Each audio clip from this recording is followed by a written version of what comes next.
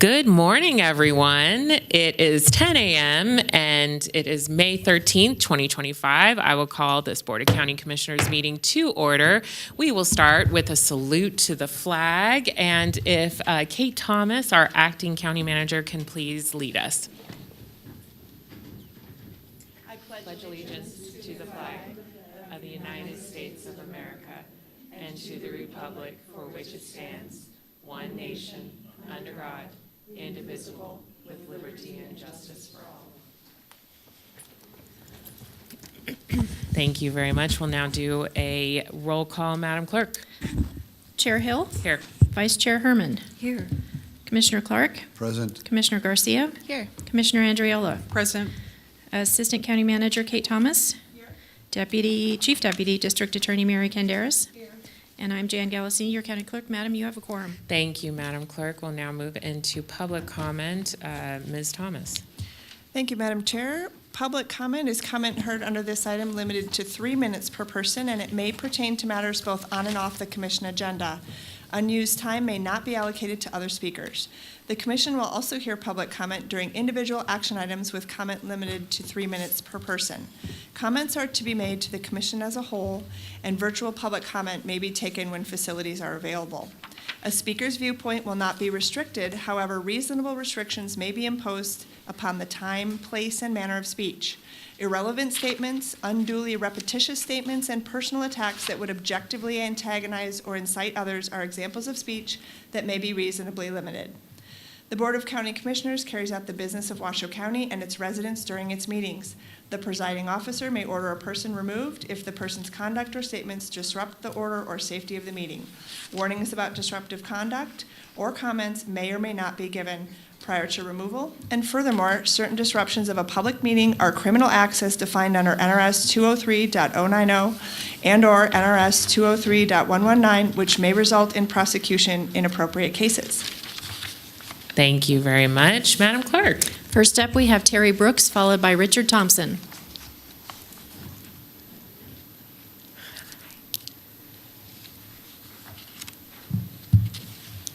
Good morning. It's me, Terry Brooks, again.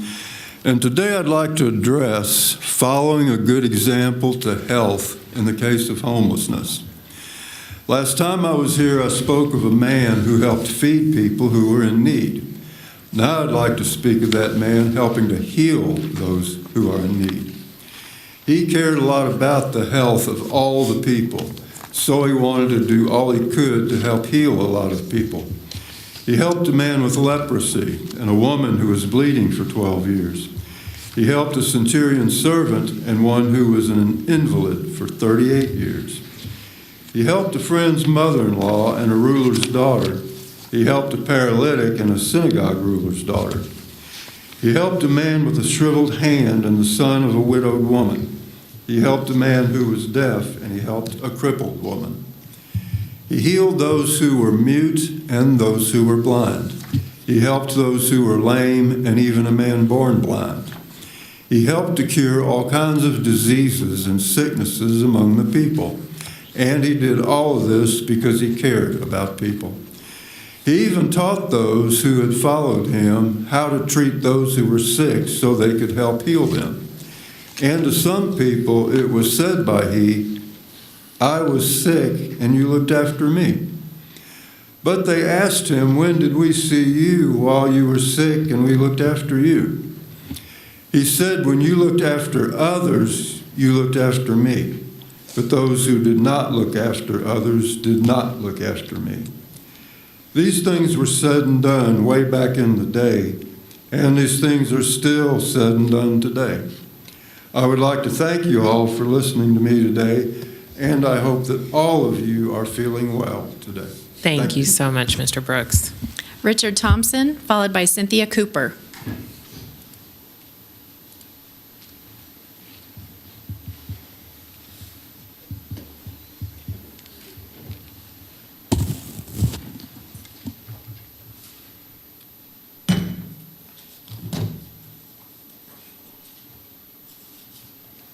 Morning.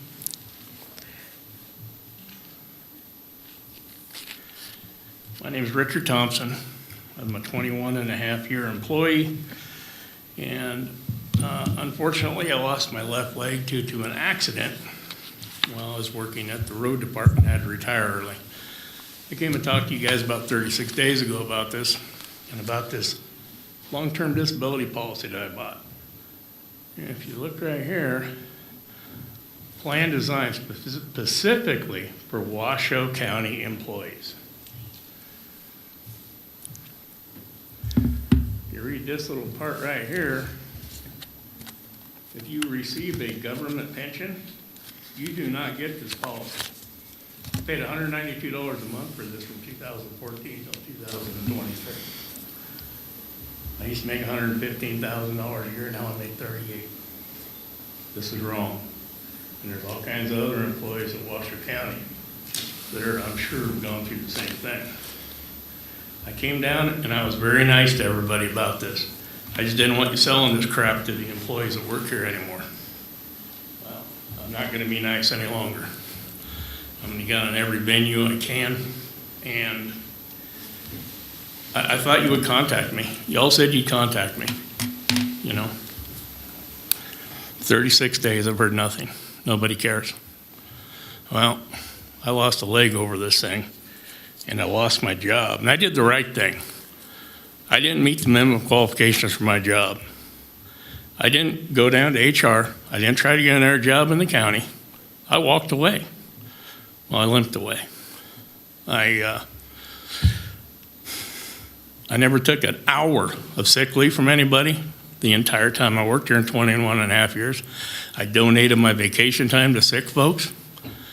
I followed the rules. I missed 9 Christmases working at Lake Tahoe, plowing snow for my family. And this is how Washoe County's treating me. This is despicable. I'm gonna leave now before I say something I shouldn't say.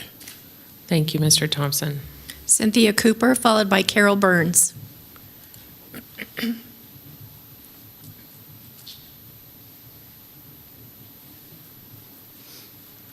Good morning, Madam Chair and Commissioners. I do a lot of, I read the Senior Spectrum and the AAR people, and yes, I am that old, and my hair gets grayer and grayer every day. And a lot of the focus in those publications is on not just living long, but living quality years, and a big issue for seniors is mental decline and, trying to avoid dementia. And there's 5 things that are supposed to be helpful to help delay dementia: eating right, getting enough sleep, physical activity, socializing, and just engaging your brain. I've mostly quit drinking coffee, and I'm trying to cut back on sugar. That's a hard one. I get plenty of physical activity. I ride my bike everywhere. For socializing and engaging the brain, well, I go to the library a lot, at least once a week, sometimes more often. Reading is really, really good because, you need to exercise your brain muscles, just like any other muscles. Use them or lose them. And you need to be able to recall, and you need to be able to focus. And reading books is a really excellent exercise for focusing. Socializing engages a lot of your recall because you're trying to remember the stories or whatever. So, guess what I did Saturday afternoon? I went to the Northwest Library and played chess. They play chess every Saturday there. I played with the librarian, and I lost. Guess what I'm doing tomorrow? Tomorrow I'm going to a reading group in the downtown library, and that's always fantastic. Nothing better. The only thing better than a great book is talking about a great book with other people who have read that great book. I regard the library as a really foundational, really key resource in the community, and I haven't heard a really strong commitment from the Board of Commissioners about the making that budget rock solid for years to come, not just for this year, but for years to come. And I'd like to hear that. Thank you so much. Thank you. Carol Burns, followed by Cindy Banson.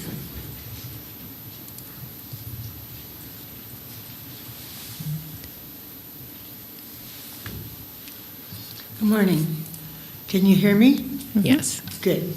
2 weeks ago today, the residents at 5060 Rampion Way in Sun Valley moved an RV vehicle on the right-of-way across from their home, and a young woman took up residence in it. This vehicle has no license plate or registration on it. This vehicle has been receiving electricity from an extension cord running across the street from 5060 Rampion Way. This vehicle necessitates the children in our neighborhood to have to walk in the street rather than on the right-of-way to reach the bus pickup at the corner of Rampion and Carnes. It also necessitates the vehicles from Columbine Court to have to drive partway onto Rampion in order to see if the street is clear to pull out. 4 of the residents on Columbine Court have reported this problem to 311 and the Sheriff's Department. Deputy Wynn has told us the owners at 5060 Rampion were removing their daughter from their home. Since then, they have removed the tow hitch from the front of this vehicle. Now, evidently, the vehicle is still there. We assume now, the young woman is gone. We assume this is now an abandoned vehicle, and of course, the county needs to remove it. However, we taxpayers on Columbine Court do not want tax money used for this purpose, and ask for the steps be taken to have the people at 5060 Rampion Way remove the vehicle that they brought here. It is illegal and a safety hazard. If we need to participate in any legal action, we are glad to help. As I left there this morning, there is a tag on it which now shows that it's supposedly an abandoned vehicle. But it was brought here by these people, and we ask that you help us get this vehicle removed. It's a safety and dangerous hazard. Thank you. Thank you, Ms. Burns. If we could have a staff member follow up with Ms. Burns, that would be great. Cindy Banson, followed by Pete Banson.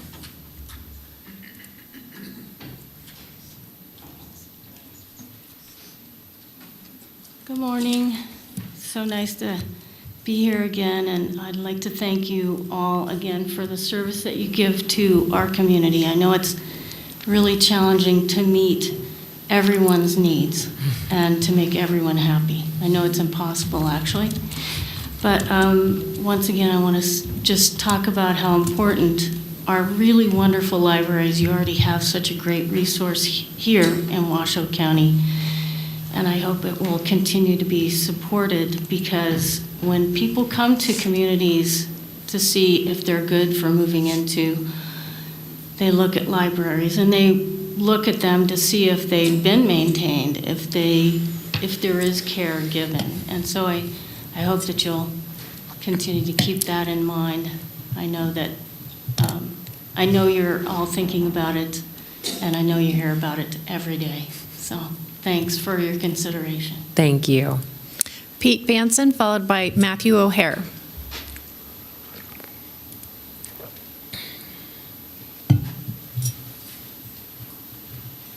Good morning, Chairwoman Hill and Commissioners. Pete Banson, 505 Greensburg Circle in Reno. I'm another library supporter. We're coming up on the budget, and I'm here in support of the library system, which does so many things, so many different services for people of all ages, people of all incomes, people of all situations. We all depend on the libraries for a great many things. And in the consideration of the budget going forward, I'm very hopeful that you will retain the funding for the library, Washoe County Library System that's existed previously. That's it. Thank you very much. Thank you. Matthew O'Hare, followed by Nancy Podswell Baba.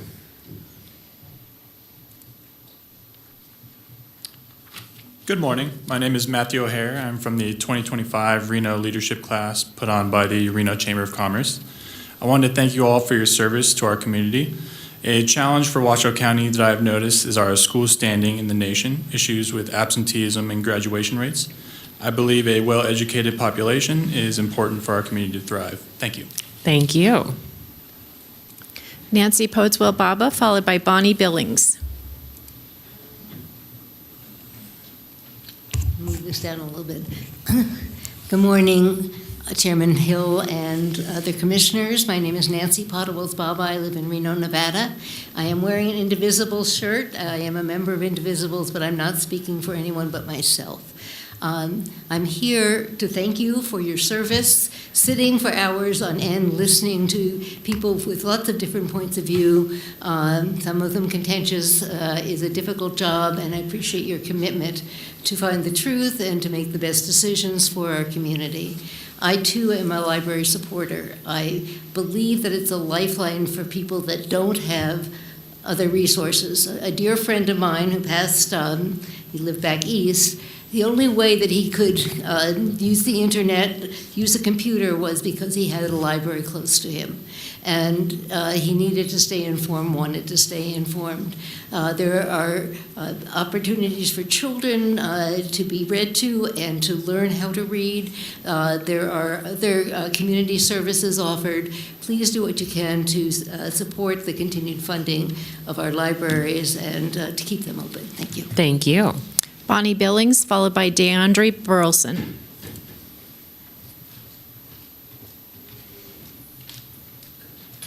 Good morning, Commissioners. I'm the Citizens Advisory Board Chair for Spanish Springs, and I'm just here to advocate for the Citizens Advisory Boards. I can't tell you how much I've enjoyed being part of that and listening to our community members. And I know that our commissioners really rely on that from their constituents to hear what their concerns are and try to address those concerns. So I have to tell you some of the successes that we've had at Spanish Springs. I'm really impressed by that. One is we try to come up with topics that are going to get a lot of interest. And we do that through collaboration. Each one of the board members is out in the community asking their neighbors. We also have a commissioner, Andriola, that collaborates with us, and we really enjoy her support. Some of the other things that we've been able to, we've come up with a QR code. We put it at the bottom of our agenda, and people can put their input in what speakers they'd like to have, and that is tracked by the county. So that's really a nice process that we've put in place. Another thing that we put in place is a process to plan. We like to meet with the speakers before they come. And the reason for that is we want to make sure that it's specific to Spanish Springs concerns. We have a feedback that we put in place. So at every meeting, when there's public comment, the next meeting we follow up with that comment, with some action that's been taken. And again, that is recorded with the county. So that makes it, I don't know, a personal relationship with the people that come forward and give public comment. We don't feel right to just sit there and not say anything. We know that's part of the plan, but we do like to have a feedback loop so that we encourage them to come back to our meetings. Some of the topics that we've come up with, I just want to let you know how successful this collaboration is. Each one of those board members I've spoken with, and so has Commissioner Andriola. And we ask, who have you been talking to? What are the concerns of Spanish Springs? So some of the topics that we've come up with is the Indian colony has come to talk to us. They're right there, that they're our neighbors. We've had the Planning Commission come because people are concerned about the building that's going on out there. We've had the RTC come and talk to us about their plans. They don't have money for all the roads they have planned, but they do talk to us about what they're doing. There's a lot of concerns about the traffic out there. We've had NDOT come. We have the Spanish Springs Library, which many of our citizens use. And so they're going to give a speech to us this next meeting and let us know what those services are. We've had the emergency preparedness. We have an upcoming meeting that, what are go-to bags? What do you put in them? How do you be personally responsible for emergencies? And in this last meeting, we had Mayor Lawson and the RTC come. So I just wanted to advocate. These are really important to Spanish Springs, and we hope that this collaboration. Thank you. DeAndre Burleson, followed by Kristen Kennedy.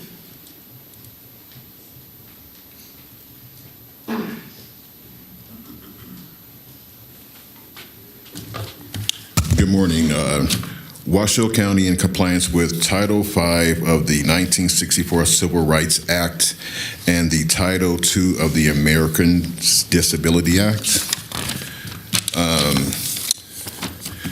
During the general public comment periods at the end and at the end of the meeting, speakers may address any matter either or on or off the agenda.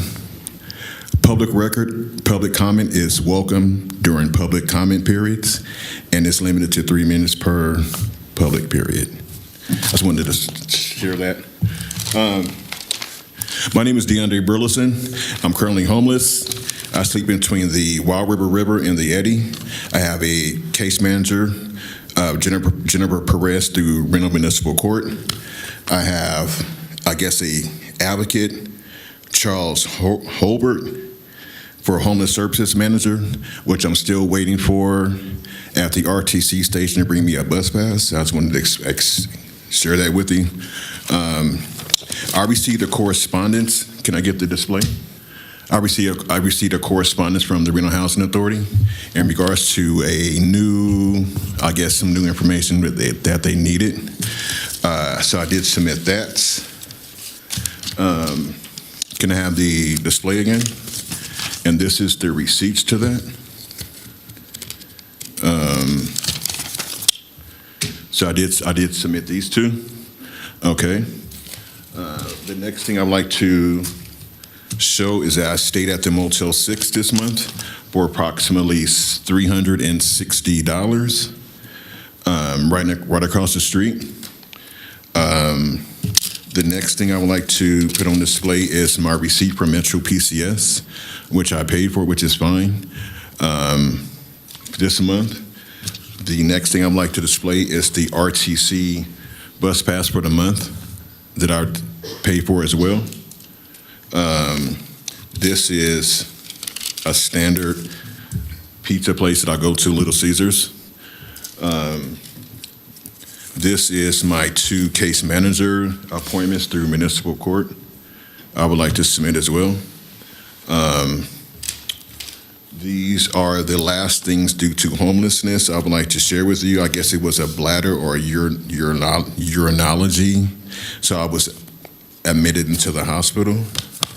So I stayed for approximately 3 days due to my homeless state. And I guess I caught some kind of viral, some kind of I don't know what it was, but that's about the bulk of it. And my last I'd like to submit is I went back to the doctor due to my homeless state, and this is the other documentation. Thank you, Mr. Burleson. I know that we're trying to help you out, so thank you. Kristen Kennedy, followed by Scott Johnston.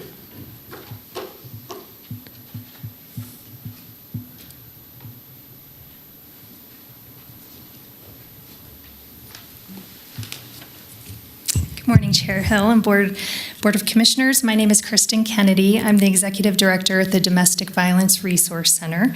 And I'm here today to thank Commissioner Garcia for her recommendation for the disbursement of Commission District special funds to the Domestic Violence Resource Center, and to thank the entire Board of Commissioners for their thoughtful consideration of her request. Washoe County has a critical domestic violence issue.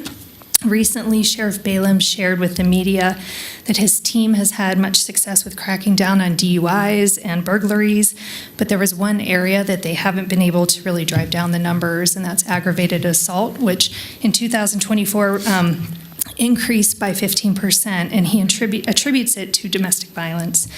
And just on Friday, the Sheriff's Office posted on social media that in the past 4 months, they've responded to 133 domestic violence-related cases.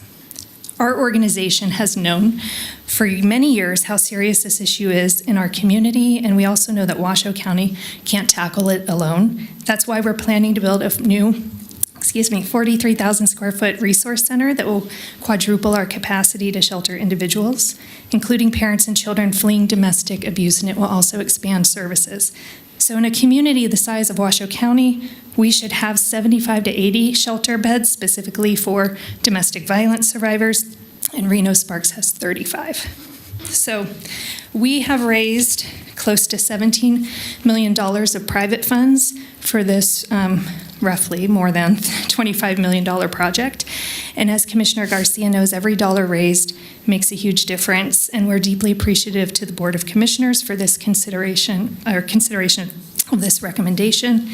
We've been in the community for 48 years, partnering with law enforcement, healthcare, social services, agencies, and most importantly, our community's most vulnerable individuals. And we will continue to partner with you and anyone needing our services until we end domestic violence. So thank you again for your consideration of Commissioner Garcia's recommendation and for this opportunity to speak today. Thank you. Scott Johnson, followed by Tammy Holtstill.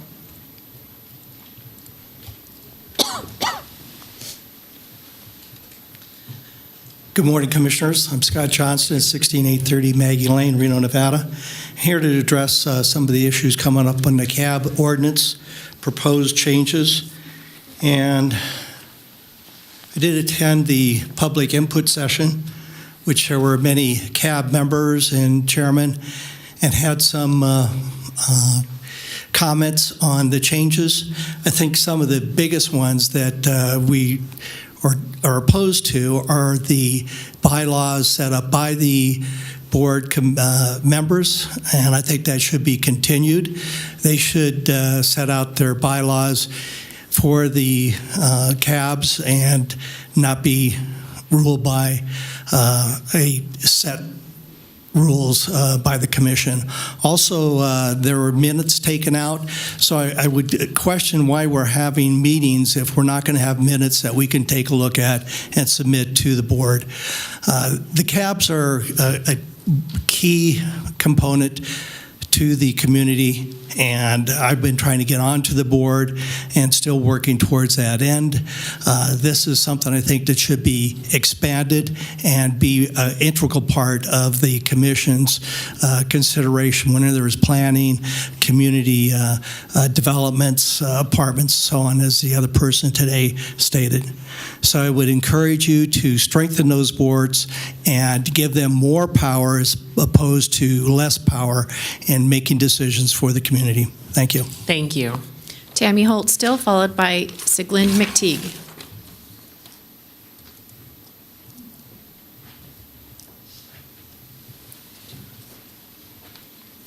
And I do have a document to distribute for Ms. Holtstill. Tammy Holtstill for the record. As you know, I seen you all in March in D.C. I was there for a reason. I saw Congressman Amodei. He received this folder. This folder is what this is right here that you see, which you are receiving this, that shows the hazards of Swan Lake, the health hazards of Swan Lake. I did a test out of my own pocket that cost me $350 or more to find out that there is metal in the lake that is above standards. Arsenic, lead, barium, uranium, and it's not because of mining. If it was because of mining, there would be mercury. There is no mercury detected in this lake. It is 100% from medical waste, industrial waste, which is not being cleaned out from the discharge from the effluent from both of your sewer plants, the city of Reno and Washoe County. Washoe County's plant is a Class C effluent plant, which means it doesn't clean very well. It is time to stop putting your heads in the sand and start dealing with Swan Lake. It is full again. It is next to an elementary school that children play in. It has been on that playground before. It is close to that playground again. That lake is up.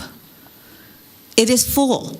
And when you're putting 2 million gallons of effluent in there a day, it's going to keep rising. And the snow is melting. And we're having storms. Where is the water supposed to go? That lake was meant for stormwater runoff only. It wasn't meant to take effluent. It's time for Washoe County to take City of Reno and by the pants and take charge as the mothership, as you are by civic standards. It goes United States of America, then it goes to the state, then it goes to the county, then it's the cities. It's time for you to take the city by the you-know-whats and do something. Fix the lake for these people and us and me. We don't want to live in a third world country because that's what we're living in. Now, I was supposed to have, and Commissioner Herman, we were promised by Congressman Amadei to have a meeting with heads of state. It hasn't happened yet. It was supposed to happen within 30 days from March 3rd. Thank you. Sieglin McTeague.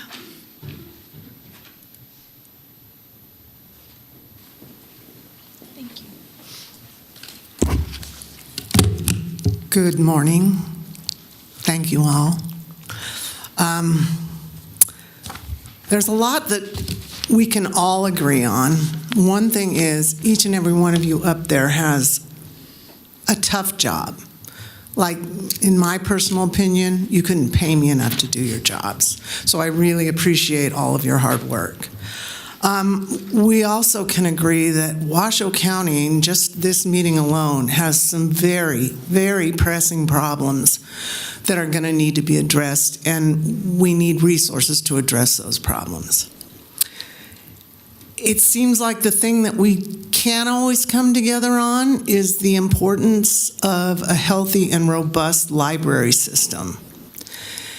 And I don't know that there's anything more that I can say in support of the libraries that's going to sway you one way or another, but I'm just letting you know that I'm not going anywhere. And the library system is near and dear to my heart, and I will continue until my dying breath to make sure that our library system is funded the way it should be. It provides an incredible resource for the community, and it's an investment in the community. You know, we're not running out there and saving lives and giving CPR and doing blood transfusions, but the library system is one of those intangibles that there's a payoff in our community to having an educated populace. And I just want to express again my thanks to you for your hard work. I know that this has been a very contentious 6 months.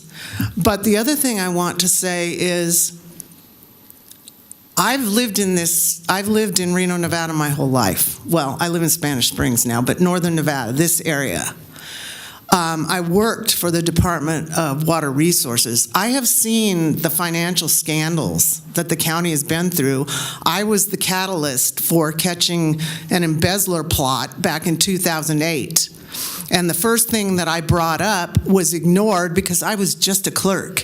It took them a year to take action on that.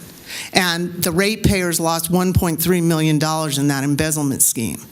The one department I have never seen a scandal in, other than the manufactured one that we've seen the last few months, is the library. So I don't understand where the idea that they are somehow wasting funds is coming from.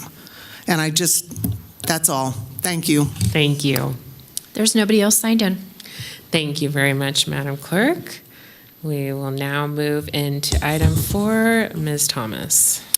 Thank you, Madam Chair. Item 4 is the Commissioner County Manager announcements, reports, and updates to include board and commission updates, requests for information, or topics for future agendas. And do you have anything for us? I do, thank you. It is the first meeting of the month, and we have some board and commission openings that I'd like to announce. There are 2 regular members and 1 alternate member being sought for the Board of Equalization. The term begins in January 2026, and the application deadline is 11:59 p.m. on Friday, June 20th, 2025. We're seeking 1 member for the Nevada Local Justice Reinvestment Coordinating Council. The term begins July 1st, 2025, and the application deadline for that one is 5 p.m. Wednesday, May the 21st of this year. And then finally, we're seeking 1 member for the Washoe County Board of Adjustment, District 4 unincorporated area, and that term begins July 1st, 2025, and that application deadline is at 5 p.m. Friday, May 30th. And anyone interested can go to our website, which is washoecounty.gov, and you can search for boards and commissions, and you'll be able to find those. Thank you very much. Vice Chair Herman and Commissioner Garcia. Thank you, Madam Chair. Good morning, everybody. I have 4 updates, but first I just want to wish everybody a happy Mother's Day. I hope you had a great time with your family and friends. So the first update is I wanted to let you all know about an event that's happening on Saturday. It's called Biketopia. And it's going to be held at the Reno Public Market from 12 to 3. I see some clapping in the back. Thanks for your enthusiasm. I'm equally excited. We're going to have bike checks, helmet fittings, classes, raffles. It's going to be hopping with a lot of activity and excitement because there's some alignment happening with the Washoe County School District to host an event right after that. So there's going to be student performances, music performances, along with all the amazing artwork from Washoe County School District. And speaking of Washoe County School District, it's really important for me to promote pedestrian safety, bike safety, to promote healthy habits in living, even in our youngest constituents. So I sponsored a t-shirt contest for Washoe County School District high school students, and I wanted to announce the winner right now. The winner is from Spanish Springs High School, Commissioner Andriola. She's a graphic design student in the 9th grade. Her teacher is Kendra Marsh, and this young lady, Malia Sanders, designed our logo this year for Biketopia. It turned out so beautifully, so creative. Her she doesn't win any money or anything like that, but she gets to have her t-shirt design printed on some t-shirts that we're going to be distributing at the event on Saturday. Again, that's from 12 to 3. So congratulations, Malia Sanders. You did a great job. So. The second event I just wanted to talk about briefly is we're calling it T&T. It's Time to Tidy Up with Tires and TVs. Sponsoring a cleanup in Sun Valley. And this one's taking place on May 31st from 9 to noon. And this is for Sun Valley residents who want to get rid of some of those accumulated tires that are sitting in your yard, or some TVs, which historically can be very difficult to get rid of in Washoe County. So again, please tell your friends and neighbors we've got a cleanup coming up at the end of the month. And then I will be out of town, Madam Chair, next Tuesday, so I'll be calling in for the budget meeting. I'll be at the APTA Legislative Conference in D.C., and that's the American Public Transportation Association. And speaking of RTC, we were just notified of 2 awards this morning that I wanted to highlight. We received the 2024 Transportation Project of the Year for the Audie Wells project that was completed. It was a $51 million investment. That was a huge honor from the American Society of Civil Engineers. And the second award that we received was the Transportation Achievement Award for the ITS program, which you'll be hearing more about. It's a collaboration between the University of Nevada, Reno, City of Sparks, and RTC to optimize our signals to make those faster and more efficient for us. So those are all my updates for today. Thank you, Commissioner Garcia. Commissioner Andriola. Thanks. Good morning. I, too, want to wish everyone, I hope everyone had a great Mother's Day. And I have one announcement. And on Thursday, this Thursday, May 15th, the Northern Nevada Public Health is hosting the 2nd annual Food Business Resource Fair. It's a wonderful community event for any food establishment wanting help to be permitted or getting a permit, and they can also request a pre-inspection for free, and that's worth $500. And so that is happening Thursday, May 15th at the Neal Road Recreation Center from 3:30 to 6:30. Thank you. Thank you. That's exciting. And Commissioner Clark. Thank you, Madam Chair. I've got a few items I'd like to bring to the folks' attention. I had a meeting this morning with two judges here at 75 Court Street. They're concerned about the radon testing and radon remediation in the courthouse. Some of the folks have worked there for over 30 years in areas that have high concentrations of radon gases.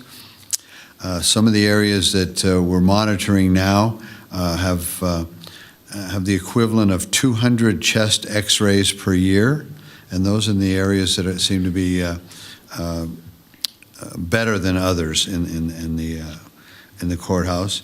The chief judge asked for some information, and she was told she had to go through public records to get that. It's my understanding that public records, we should have answers within 5 days, according to the NRS statutes, but Chief Judge was told that she won't get her answers until sometime in November.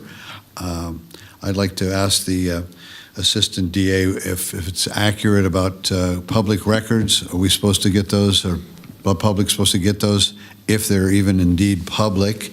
What is the time frame? What does the NRS statute say on turnaround time for public records? Commissioner Clark, the Public Records Law requires an acknowledgement of a public records request within 5 days.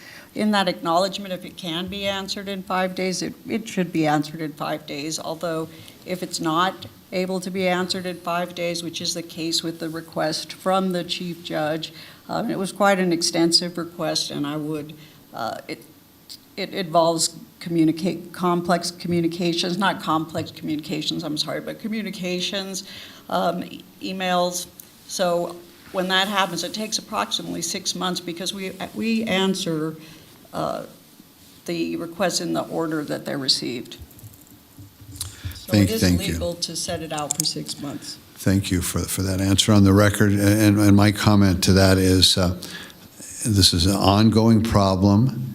The judges are having to sit in those courtrooms with that radon gas. You can't smell it, you can't taste it, you can't see it. We know it's there.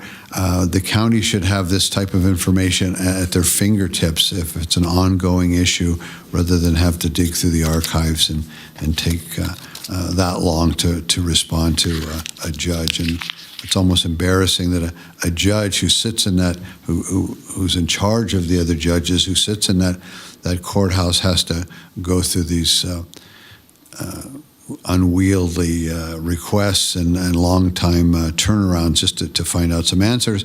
And at the end of the day, she's just trying to protect the public and her employees and the folks that are actually in the courthouse. The sheriff's deputies spend a good deal of time in there. Incarcerated people are unwillingly involved in being held in there, and the folks that have to work there. So I think that we should see what we could do to speed up that request. That's the first comment. I would submit to the commissioner that a public records request doesn't fix a radon issue. If there one exists, as you say, that should probably be directed to facilities. That would probably be a better mechanism for getting the problem fixed. Fair enough. Thank you for that answer. At the end of the day, though, these folks are just looking for information. Whether it fixes the problem or not, the first thing that you want to do when you're trying to eliminate or fix a problem is understand the problem. So they're trying to have a good understanding of what's actually taking place, and then we can move on to who can fix it, or can it even be fixed. That's the way I see it. And we need to protect the county employees that spend all their working lives in this building. Some of these folks have been there over 30 years, and just to make sure that they're safe. I think that's the main concern. And so how it's addressed after it has an understanding, that's a whole different issue. Next, I'd like to move on to the library board. I attended the library board meeting last week, and I got to tell you, the first thing that I noticed was the building wasn't standing room only as it has been in the past. So it's nice to see the contentious nature of those meetings seems to be simmering down a bit. Next, I want to talk about what I think is an absolutely misstatements by the former library director, claiming that hours are going to be cut and people are going to be laid off, and on and on and on, and how many hundreds, if not thousands, of emails we've received as commissioners, how many hundreds, if not thousands, of phone calls, how many hundreds of public comments, how many hours of public comments at all these meetings. And at the end of the day, the library board still is solvent, still has money.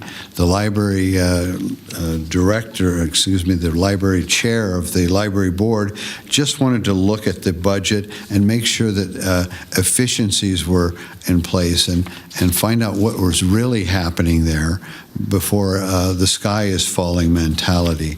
A lot of what was said was not true. Caused a lot of anguish, a lot of hard feelings, a lot of emails, a lot of phone calls. We had mug shots of the commissioners up at the library directing the citizens to contact us. And my grandchildren wanting to know why I had a mug shot at their library that they go to up in Lemon Valley area.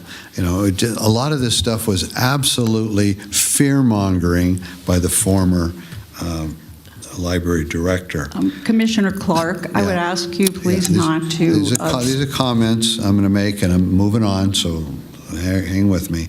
So, and to ask the commission to overturn voters and that on the way that ballot issue was voted on, I mean, that's election denying personified. Telling the commissioners that we should not honor the voters' request.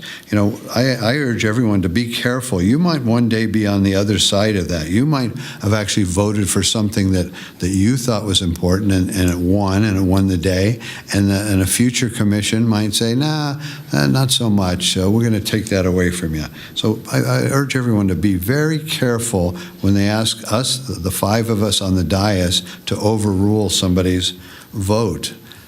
That's the absolute definition of election denying. Then there's always the talk about who wrote the ballot initiative, or who the ballot initiative was so confused. Nobody could understand what that's all about. I'd like to know who wrote that ballot measure. I'd like to know if there was an individual, it was a committee. Who wrote that? Stand up and be proud. Tell us why you wrote it the way you did, because now it's become ammunition for one side versus the other side saying, oh, we couldn't understand it. Well, the folks at the ballot box didn't write the ballot measure. They just voted on what they read. So is there any way to find out who wrote that ballot measure? Yeah, I'd like to know who that is, and I'd like to have them come down and tell us what they were trying to get across when they did something that made it so confusing that the voters couldn't understand it.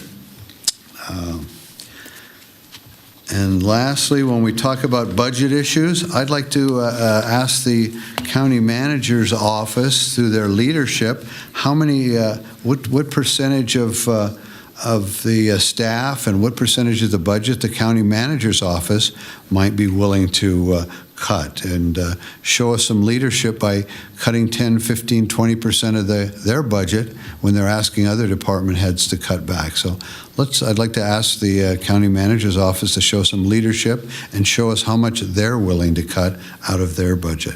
Thank you. Okay, well, thank you very much. With that, we'll move into our proclamations. Our first proclamation is recognizing May as International Internal Audit Awareness Month, and Vice Chair Herman, who sits on the Audit Committee, is going to go down and present this to the county's auditors, who are an incredible team who have found efficiencies and all sorts of opportunities within their audits.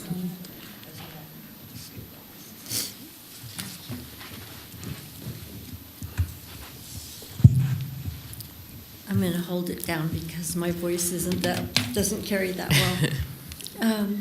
This is a proclamation. Whereas internal auditing is an independent, objective assurance and consulting activity designed to add value and improve an organization's operations, and whereas internal auditors are explorers, analysts, problem solvers, reporters, and trusted advisors, and I can attest to that, being on the board. Today's internal audit professionals are revered for their critical thinking and communication skills, as well as industry-specific business knowledge, and whereas professional internal auditors agree to abide by a code of ethics that upholds the principles of integrity, objectivity, confidentiality, and competency. They raise red flags when they discover improper conduct. And whereas internal auditors with a solid understanding of the organization's objectives examine the operations to determine whether they are efficient and effective. And whereas internal audit investigate possible fraudulent behavior throughout the organization with access to all records and the authority to conduct audits at any level of the organization. And whereas internal auditors stand as the third line of defense and is nimble with the broadest view of organizational risk. Internal audit is here to help the other lines mitigate risk and to be the last line of defense that catches a risk even before it crosses the line to be detected by external assessors. And whereas internal auditors and supporters across America are celebrating International Internal Audit Awareness Month. Now, therefore, the Board of County Commissioners does hereby proclaim the month of May as International Internal Audit Awareness Month, dated this 13th day of May 2025, signed by Alexis Hill, Chair, Washoe County Commission. Thank you. What a great team we have. Do you all have anything to say? Would you like to speak?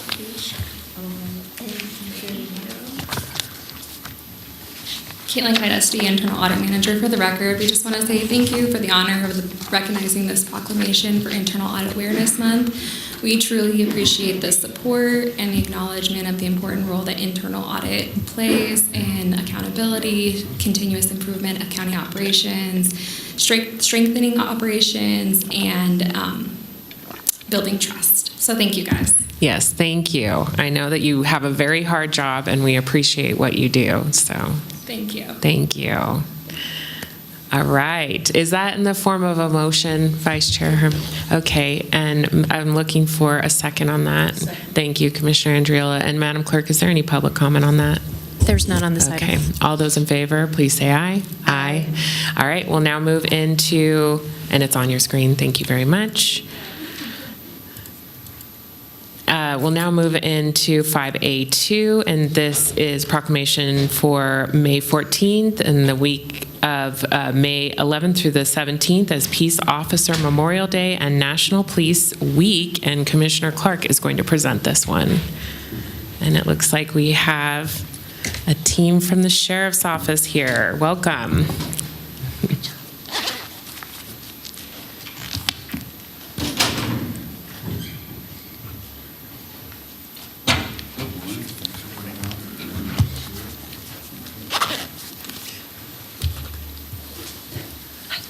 sure the microphone is on.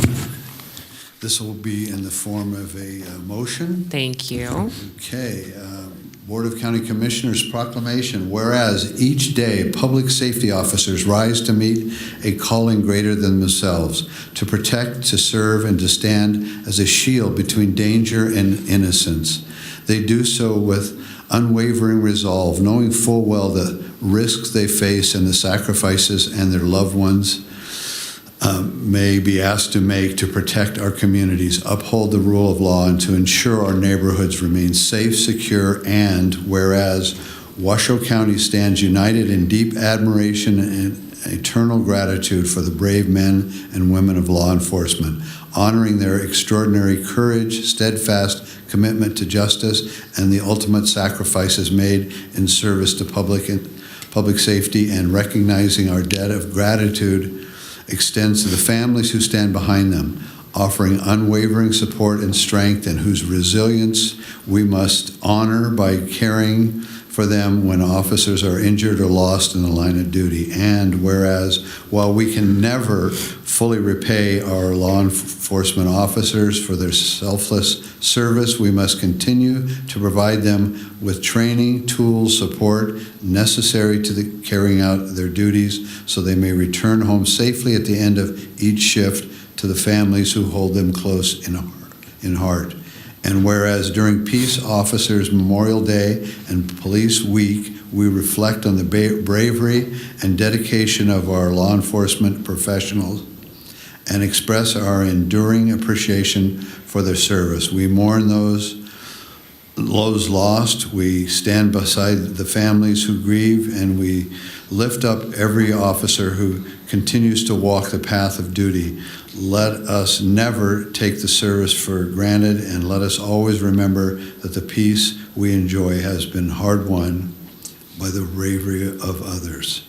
Now, therefore, the Board of County Commissioners does hereby proclaim May 14th and the week of May 11th through 17th as Peace Officer Memorial Day and National Police Week. Thank you. Thank you. Thank you for your service. Yes, come on up. Please share a few words with us. Madam Chair, Madam Vice Chair, Madam Manager, and DA Corey Solferino representing the Washoe County Sheriff's Office on behalf of Sheriff Balaam. May is an important month to us. It's a month of remembrance. We've attended several ceremonies over the course of the last couple of weeks, from the Reno Arch to our State Memorial to the Hoff Memorial to last week in front of our very own building. And happy to report that we had no line of duty deaths that were recognized this year. We did have a line of duty death in Southern Nevada that will be memorialized next year, but it's a humble remembrance, and we thank you for your county support and for what you guys do for us each and every day. Thank you very much. Thank you. Thank you for your service. We appreciate it. And we have a motion from Commissioner Clark. I'm looking for a second on that. Second. Thank you, Commissioner Garcia. Madam Clerk, is there any public comment on that item? There is none. Okay, all those in favor, please say aye. Aye. Any opposed, please say nay. And that passes unanimously as well. Thank you very much. We'll go into 5A3. This is the proclamation for the month of May as Treatment Court Month. Madam Chair, if I may, yes. Judge Walker is in trial. He's en route right now, so I'm wondering if we could hold Pause that it for lap. Yes, of course, of Thank course. you so much. Then we'll go to 5A4. This is a proclamation of the day of May 18th as Spanish Springs Library Day, and Commissioner Andriola will be presenting this proclamation.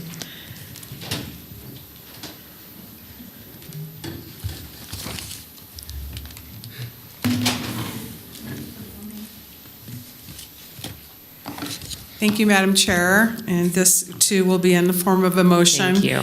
I'd like to read the proclamation recognizing Spanish Springs Library. It's pretty exciting. Whereas literate, informed citizens are essential to the productivity of our nation, and whereas we live in a complex world that requires ready availability of knowledge and information to make important decisions affecting self-government employment, education, health, and welfare, and whereas libraries provide books, internet access, programs, and other educational resources to help our children thrive in school and life, and to help our community prosper, and whereas libraries connect people with information, ideas, and experiences to support an enriched and engaged community, one person at a time. And whereas the Spanish Springs Library, a part of the Washoe County Library System, has provided the citizens of this community with information, services, and events with dedication and creativity.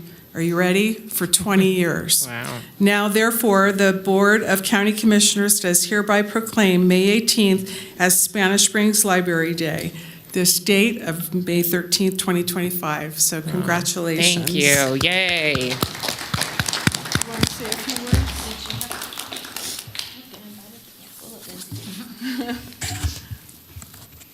Thank you for this proclamation. We are so excited to be celebrating 20 years with our community out in Spanish Springs and with the whole Washoe County community on May 18th, this Sunday, from 2 to 4. We'll have the Eagle Wings pageant dancers. We'll have relatives from Sarah Winnemucca there to help us unveil a new plaque in her honor, and Indian taco food truck, and much, much more. So thank you very much. That's wonderful. Thank you for your work. Thank you. That's amazing. Thank you so much. Here you go. Thank you so much. Thank you. All right, See you at the event. we have a motion. Looking for a second on that. Thank you, Commissioner Garcia. Madam Clerk, any public comment? There's none. All right, all those in favor, please say aye. Aye. Any opposed, please say nay. It's also on your screen, and I think that also passes unanimously. Thank you. We will now move into our presentations. Ms. Thomas. Thank you, Madam Chair. Today, we have a presentation by Elko County Commissioner Rex Stenninger, who is here to discuss possible support for the Elko County's Common Sense Land Act. The act was passed unanimously by Elko County in 2023 and has received support from several rural Nevada counties. Welcome. Good morning, Madam Chair, and Commissioners, and all the rest of you. I'm Rex Stenninger with the Elko County Commission, and I'm here today asking you to join in the support for our Elko County Common Sense Land Bill. And first of all, I need to stress that this act is very limited in its scope. It's designed to transfer land to communities throughout Nevada that need it for development, recreation, and conservation. Our county commission passed this 2 years ago with a unanimous vote, and we've been trying to gather support ever since to pass it on up to Congressman Amadei. And time and again, we run into questions from people that say, how can the counties afford to fight the wildfires? Or how can the counties assume the roles of the BLM? And while those might be legitimate arguments, they don't apply to this act, because we're just enabling counties to ask for specific land that they need for public purposes. So those arguments don't hold water. And I think what the confusion is, even way back in the 70s, we had the Sagebrush Rebellion, and then in 2015, there was another big effort for the wholesale transfer of all the public land in Nevada. And this is not attempting to do this. We're very specific about that. And then secondly, this bill is different from all the other land bills that are being offered in the fact that it applies to every county in the state, every willing county. If a county doesn't want to participate, they don't have to. But every other land bill, like yours, for instance, is just Washoe County. Clark's is just Clark County. Mm-hmm. This will apply to all Nevada counties. And we just think it's common sense for landlocked communities to be able to expand out into the open spaces that they're surrounded by. To us, that's just common sense. And finally, we're asking that this land is transferred without consideration. It makes no sense to me that we use public funds to purchase public lands and put it to public use. It just makes no sense. In Elko County, it took us 20 years to get a little piece of ground up with garbage for a cemetery. It took us another 20 years to get land right outside of Elko for a shooting range. And that just seems crazy to me. And we just need a better way to get our land transferred. And I think the current system is also crazy, where every individual county develops these massive land bills, submits them to Congress, and then watches them die 2 years later when the Congress adjourns. It just is nuts. And something went terribly wrong as our country expanded westward, and our leaders started to abandon the principles that our founding fathers set forth. And one of those primary ones is that when the state is admitted to the Union, it's admitted on an equal footing as the original 13 states. That was first put into, the equal footing wording was first put into words by Thomas Jefferson way back then. But here we are. How can Nevada be considered equal to the original 13 states when nearly 90% of our land is controlled by the federal government? That stifles our growth and strips us of our tax base. The current policy also destroys the fundamental concept of the republic. For a republic like ours to function properly, each member of that republic is supposed to have sovereign power, yet we don't own our land. So that puts it as a terrible disadvantage to the federal government and the 38 eastern states that got their land. When a state is denied its land, it's inferior politically and economically to the federal government and the states. Now these are age-old arguments that have been around forever, but I think they still apply today. And I think they even carry more weight in the application to this bill, because we're just asking for very specific land, relatively small parcels, not the entire state. And I can understand those arguments. I don't agree with them, but I understand the basis of the arguments that many people think the counties aren't capable, or the state isn't capable of managing the vast public lands in the West. So, I understand the doubts of people there. But again, I don't think those apply to this act, because it is so specific in its scope. It empowers the counties to take control of the land they need for specific purposes. And again, that's just common sense. And it brings the decisions back to the level closest to the people. A county would never ask for land that they didn't think they could manage. It defies common sense. And we also bent over backwards in this bill to make sure we had lots of public comment anytime any land was put up for sale. So it'd have to be approved by the county commission, have to be approved by the county wildlife boards, and the state board of wildlife commissioners. So it's got to go through 3 processes for the county ever to sell the land. And now nearly everybody has been clamoring for more land for development. You have your bill before Congress, Clark does, Pershing does, there's several counties that do.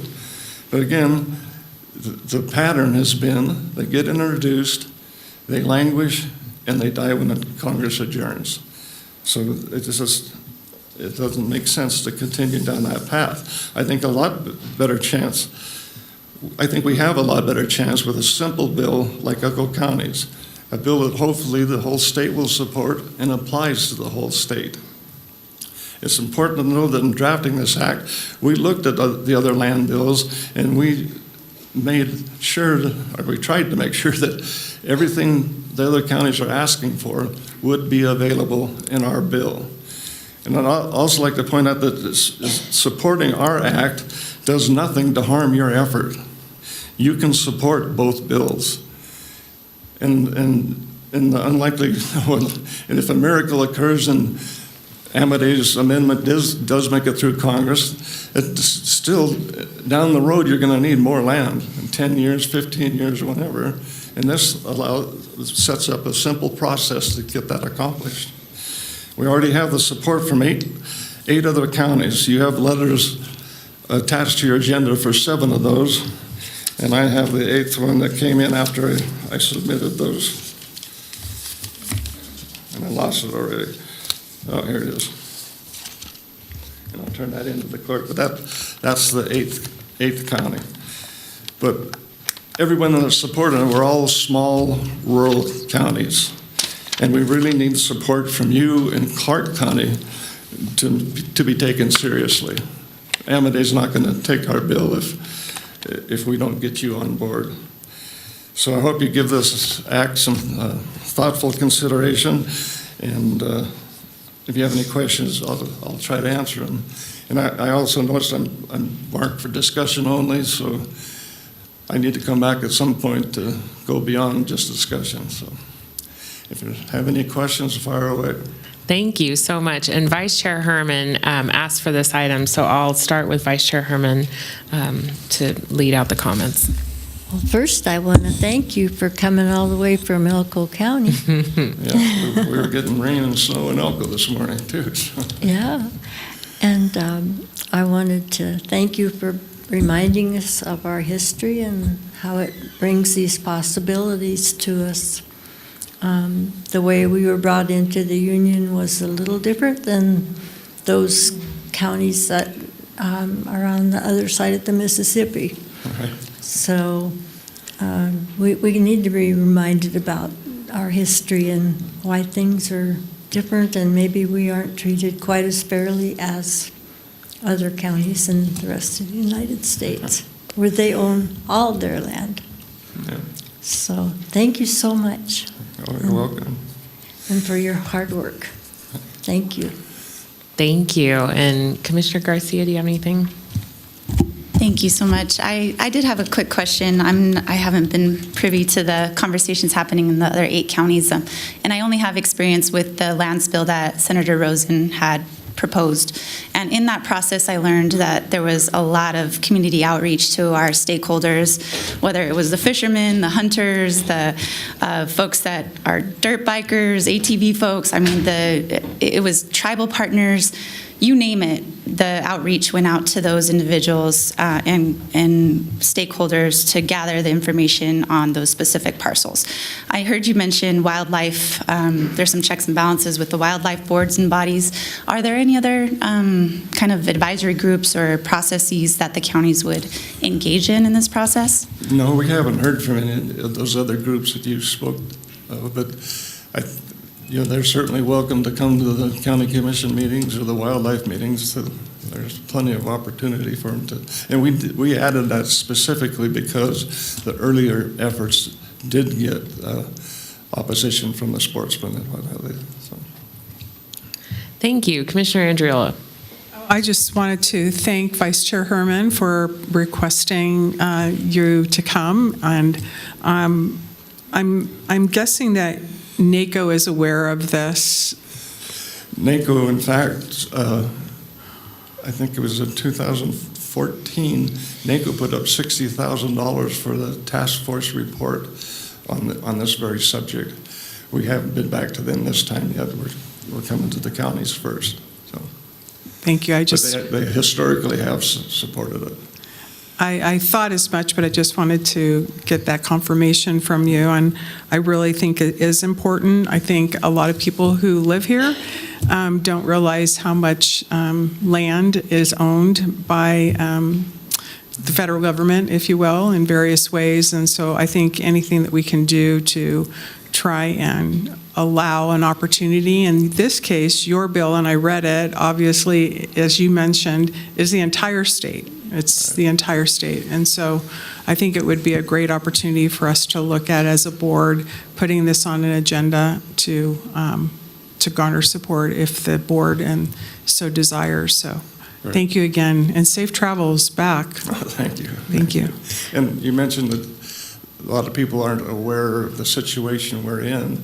Well, you get back east, like we've been to the PILT fly-ins back in D.C., and those people back in those states really have no clue that they can't imagine a community landlocked and you can't expand. But it's pretty eye-opening to them. Thank you. Commissioner Clark. Thank you, Madam Chair, and thank you for your presentation. I've seen maps of the United States of the different states and what percentage are owned by or controlled by different elements of the federal government, BLM, BIA, forestry, whatever other alphabet soup kind of organization you can think of. But when you see Nevada and what's owned owned or controlled by the feds, it's just shocking compared to other states. I think Texas has got just a few acres that are not controlled by the state of Texas. And you just look at further east you go, the less of the BLM is involved, and other federal programs are involved. And the funny part is, we're the furthest away from D.C., some of the furthest away from D.C., and they have more control over us from that side of the country than we actually have here locally. So I think it's a good idea to get some of this land back on the tax rolls and put them in productive use for the state of Nevada and the counties. Thank you. Thank you, sir. And we'll be in touch. All right. Thank you. Thank you. I was instructed to drop this off at the clerk. So. Wonderful. Thank you so much. We appreciate your time, and thank you for the drive out, and thanks for your passion on this item. We are going to go back to our proclamations because we have all of the folks who we are going to be presenting this to for 5A3. This is a proclamation for the month of May as Treatment Court Month. And we have a big group of judges and court administrators. Come on down.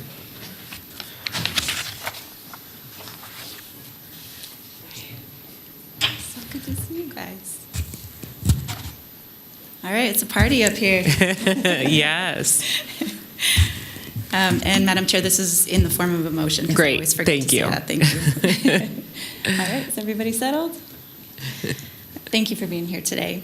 Whereas, according to All Rise, treatment courts are the most successful justice system intervention in our nation's history for reducing crime by addressing substance use and mental health disorders.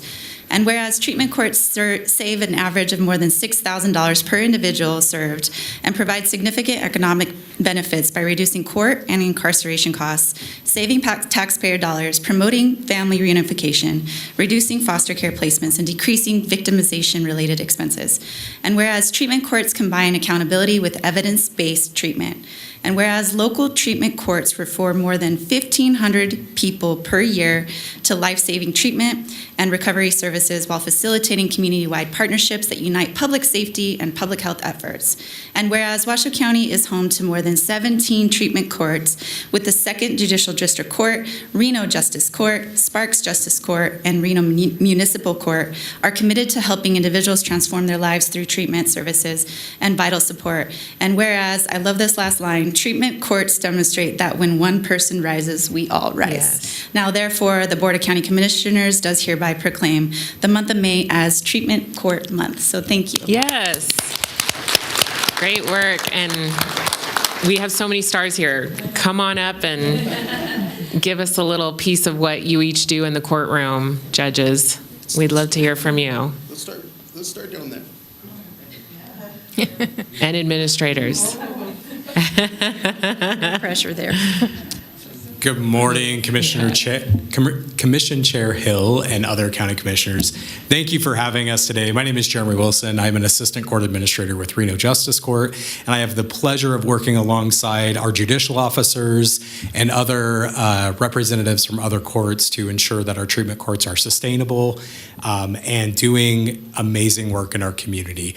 I would much rather listen to all of them, so I'm going to pass the mic, but thank you very much for this. It is very important for us as a collective of courts here in Washoe County. Yes, Thank you.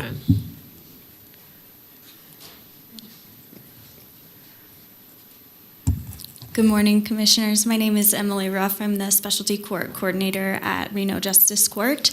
I have the pleasure of working over 4 different specialty courts at Reno Justice Court, and recently have been collaborating with Andrew Sherbandi, Brooke Howard, and Jessica Brown at all the different courts in Washoe County. We're really trying to make more of a collaborative effort in the county so that we can meet the needs of our populace. So pleasure to be here, and thank you for the recognition. Yes, thank you.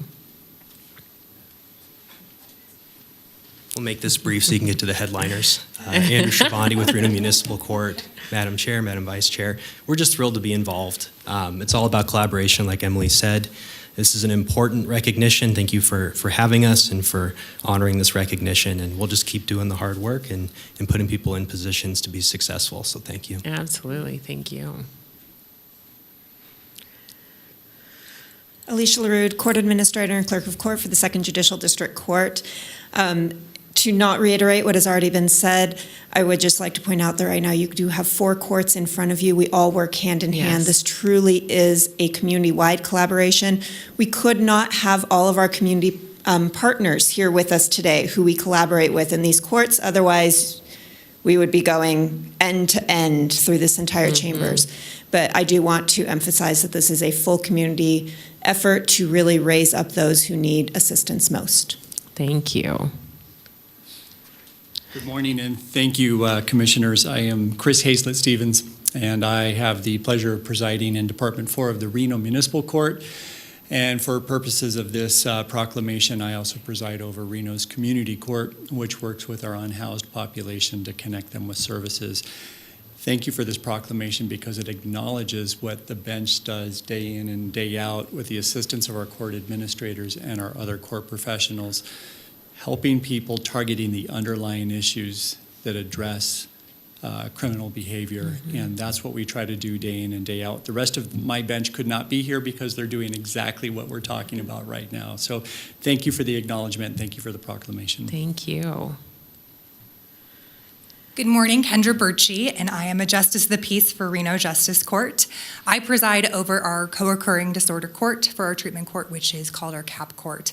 I also preside over what we are hoping will be a treatment court of our eviction diversion court, which is housing court, which you all have heard me discuss this year. So without going into too much of what you've heard, I am really excited that this marks, I think, almost the 1-year anniversary where all of our courts began to work together. We meet quarterly in order to ensure that we are meeting the needs of our community and addressing those needs to make sure that we're all safer and live in this amazing community that we have. So thank you. Thank you.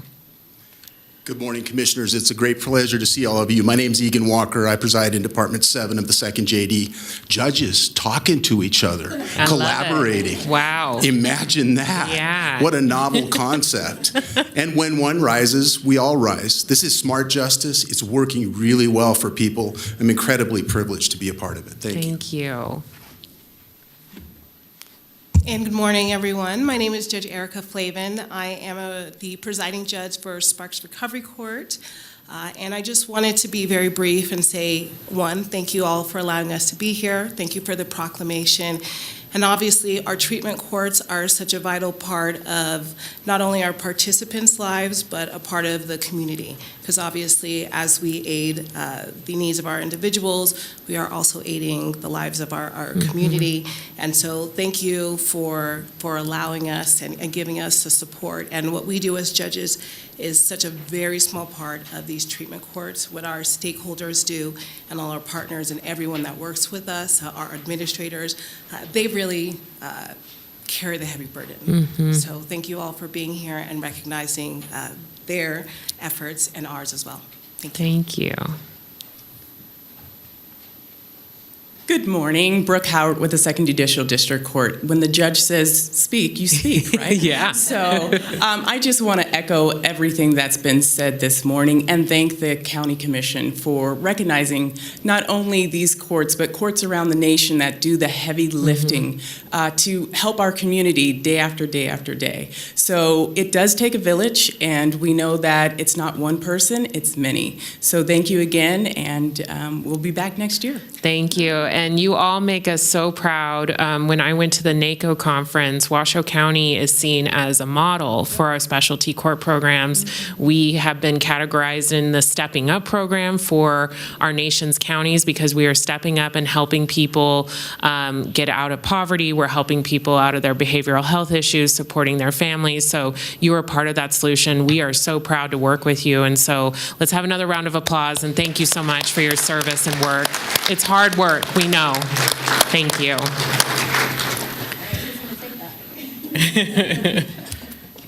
All right, thank you.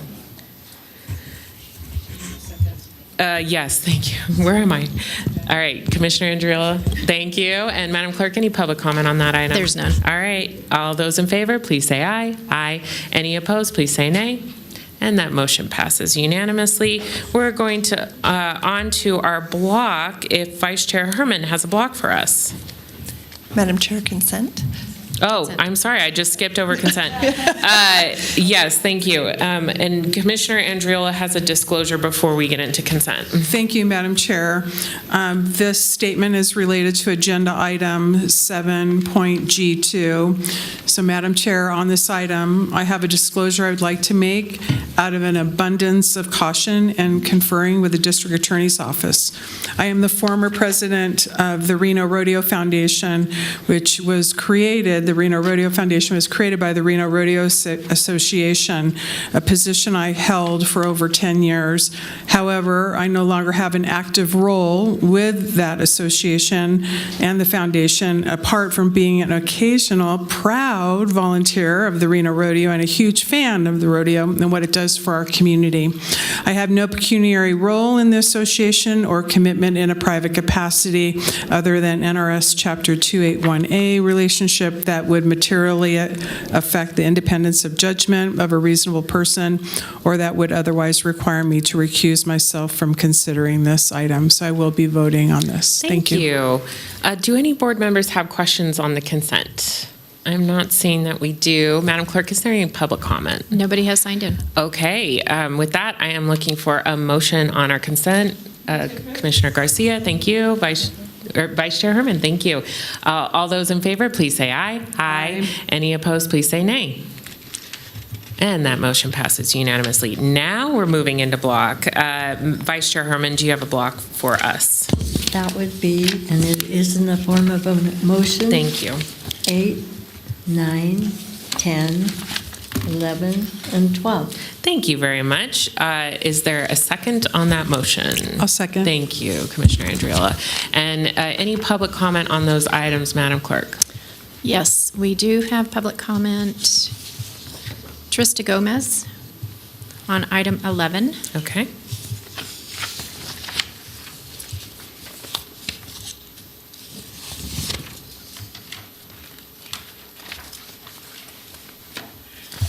Good morning, Trista Gomez. I am, my printer wouldn't work, so I couldn't print out all my bell curves that I know y'all love to see.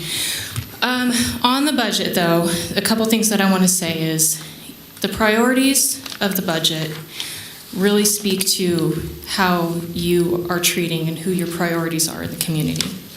Obviously, that's true for anything, right? And so, let me tell you, I'm getting some stink eye talking about PERS, but I'm going to keep talking about PERS because the PERS and the public, what I'll call taxpayer-paid employees, they're taking such a large, huge portion of the budget, and it's causing the middle class to have to pay more. I grew up in Sparks. I grew up on 14th and E. Went to Robert Mitchell, went to Sparks High, went to Trainer, went to Sparks Middle, went to UNR. Might move back to Sparks sometime because my kids are graduated and there's no reason for me to live out in Spanish Springs, although I might not. Who knows? I won't decide till August. Might move to Midtown because I got a bunch of kids in Midtown. I don't know.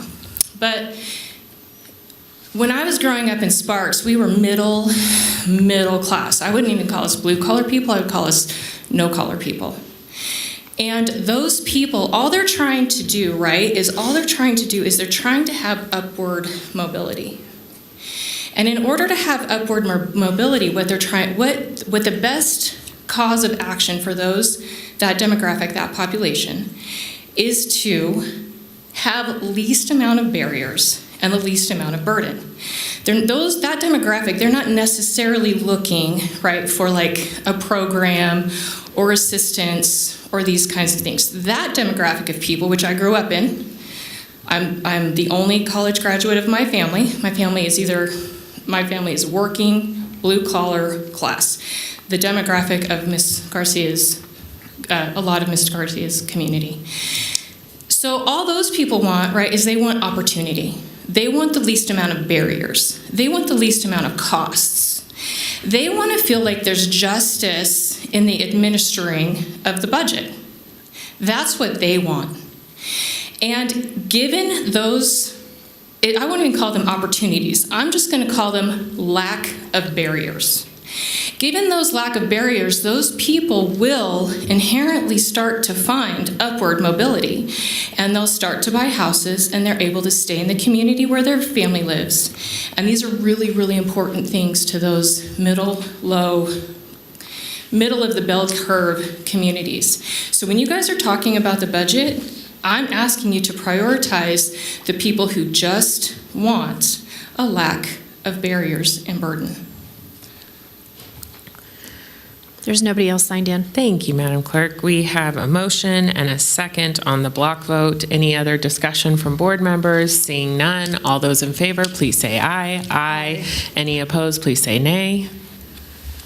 And I think that also passes unanimously. It's on the screen. There we go. And Commissioner Clark voted in the no on the block vote. Okay, we will now move into item 13, and Ms. Thomas. Thank you, Madam Chair. Item 13 is update and possible direction to staff regarding preparation of fiscal year 2026 budget for consideration by the entire board at the May 20th, 2025 public hearing on the fiscal year 2026 budget.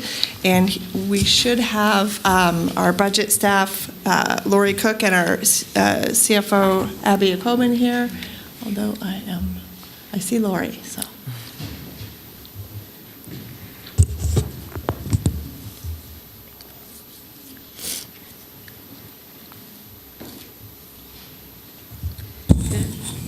Morning still. Welcome. For the record, Lori Cook, Washoe County Budget Manager. Abby's actually scheduled to do the beginning slides, but in trying to keep on time, we'll just jump in and she can hop in. So today's agenda Here she's coming. Oh, is she? Yes. There she is. Okay, so this was the introduction. Yes, perfect introduction. Thank you. Introducing our CFO, Abby Jacobin. Sorry. The block took less time than I thought. Sorry about that. Thank you, Ms. Cook. Good morning, Madam Chair, Madam Vice Chair, members of the Board of County Commissioners. Abby Jacobin, Chief Financial Officer, for the record, to give you the final briefing before the final budget presentation happens on May 20th. So just a quick agenda. I'll be briefing on augmentations and contingency, and then proposed changes between tentative and final, and asking to gauge your, get a temperature from you so that we can incorporate any changes into the final budget document.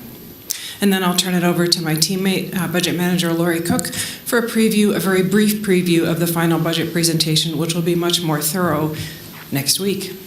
And then we'll talk about next steps. So augmentations, and again, this is coming up this week in particular and last week in particular, because as we introduce vacancy savings and other measures into our budget document that tighten up, that introduce a little bit more risk and a little bit less cushion into our model, we need to know when we can and we can't change the budget. Nevada is very prescriptive about this, and so I'm putting up the legal language for your reference, but I'm not going to brief on that today. What I'll brief on is basically how I interpret that language and how the State Department of Taxation interprets that language. The budget we can move appropriations between budgetary functions and then notify you at the next meeting, which we do. But for an augmentation, that's actually increasing the budget. If you adopt the budget on the 20th, any increases happen, those are called augmentations. There are 4 cases when they're allowed. I'd like to take D off the table because that's for capital projects funds. You have a multi-year large capital projects fund. If you have money left over at the end of the year, you can certainly carry that forward and use it for that project in the upcoming year. Revenues generated from previously unbudgeted sources. Think about your grant funds. Those are funds that we don't necessarily know that we'll receive the grant. We receive it, we budget to have the revenue come in, and we budget to spend it. That's an augmentation that's fully legal, and we do it routinely. They come to you routinely from the different departments. Revenues in excess of those budgeted, that is one that you may not see too often, and one that staff doesn't often recommend to you. That is, for example, if C-Tax is coming in higher than what we projected, we will not, I cannot imagine a situation where we would advise you to spend that money because if things slowed down by the end of the year, our augmentation would no longer be legal. A is the situation when we would augment the most frequently, but it's a little bit complicated and there's a time lag. So if we file our budget with the state the day after it's adopted or within a couple of days after it's adopted by June 1st by law, and we tell the state that our projected ending fund balance is X, and we actually have X plus Y, we're allowed to augment with Y, but we can only use that number after the audited financials come to you in December. We cannot estimate it. I mean, I guess we could, but it would not be advisable. We would want that external auditor to come, audit our financial statements, and report that number, that difference to you, and then you could use it to augment your budget. So we don't need to get any opinions or get any consensus from you today on this, but just as we introduce a little more risk and times get tighter, we need to know how we can adjust the budget if it's needed. General fund contingency, this is something where, not on this slide, but in the subsequent slide, we're going to need to get some consensus to build it into the final budget document. Contingency, the NRS and your board policy, I specifically listed that because I know you know it, but just for folks in the audience and to give a little bit of a shout out to the Budget 101, which is going to be coming up. The board has some excellent progressive best practice finance and budget policies in the back of the budget book for people's reference as we get prepared for that Budget 101. But your board policy mirrors the statute.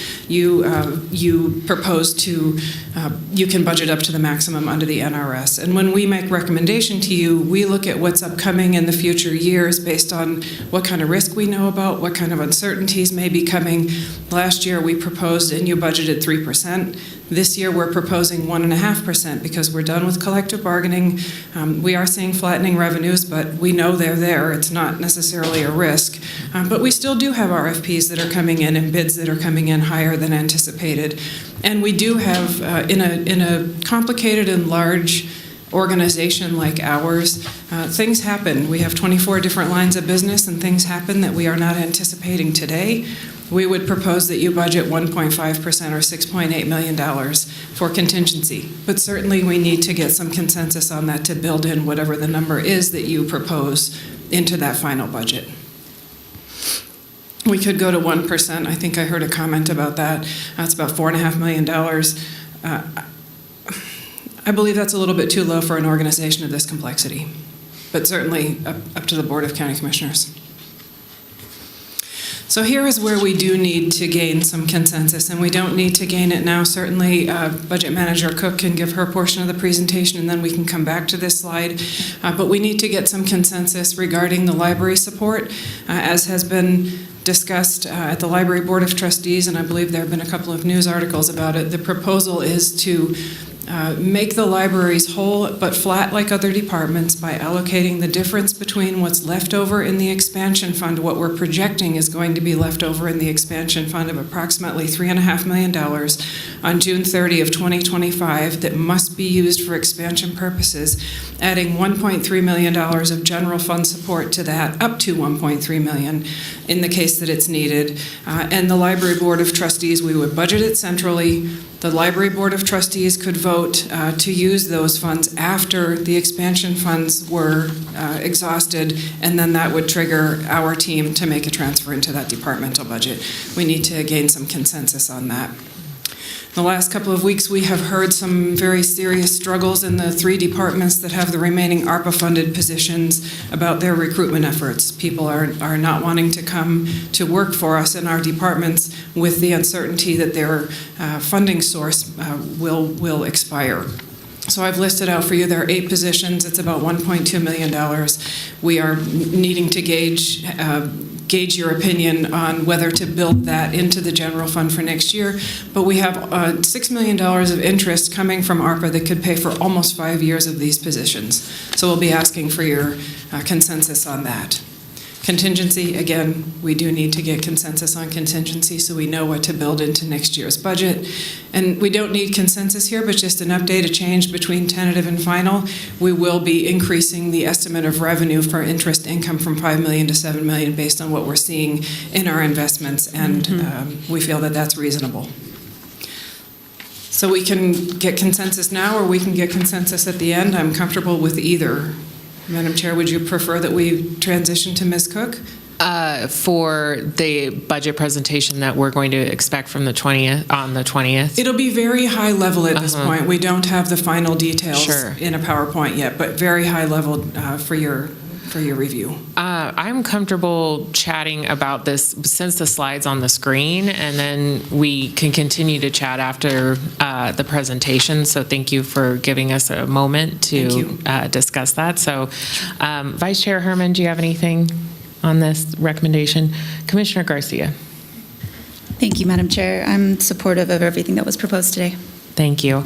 I am supportive as well. I'm just curious on the ARPA-funded positions. So are you saying that you would like to keep them in the interest, even though we're having a problem recruiting, or I'm just confused what your recommendation is on that.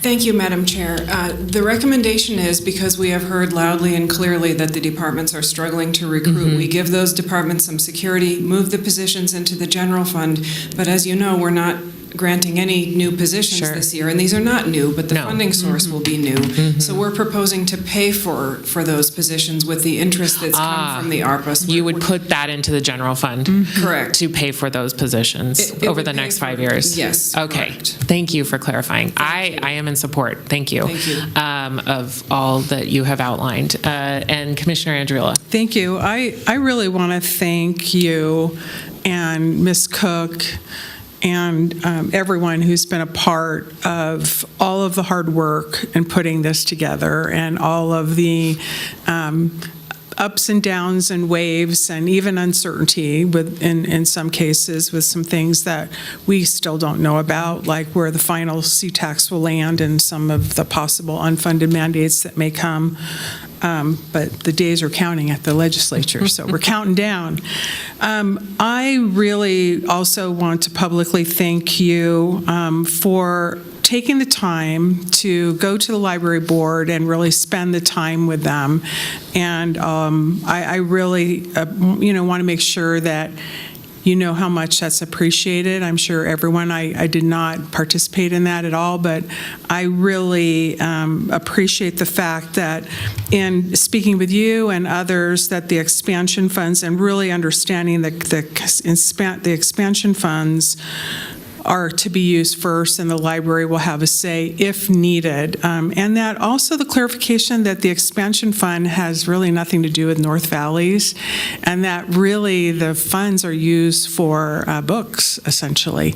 So that was also an interesting fact check that I thought I would share. I do really appreciate the consideration of the positions that you've outlined in terms of the ARPA interest, and that it is going to last for 5 years.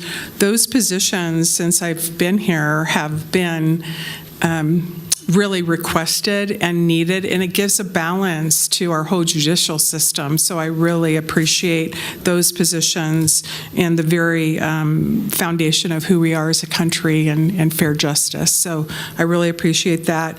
I looked, obviously, in terms of the contingency, and I think your recommendation of the proposed 1.5 is supported. So again, thank you, and Ms. Cook and everyone for all your hard work and putting all this together. It's appreciated, and all of the meetings prior to coming has been really greatly appreciated, so thank you. Thank you, Commissioner Andriola. It is a massive team effort.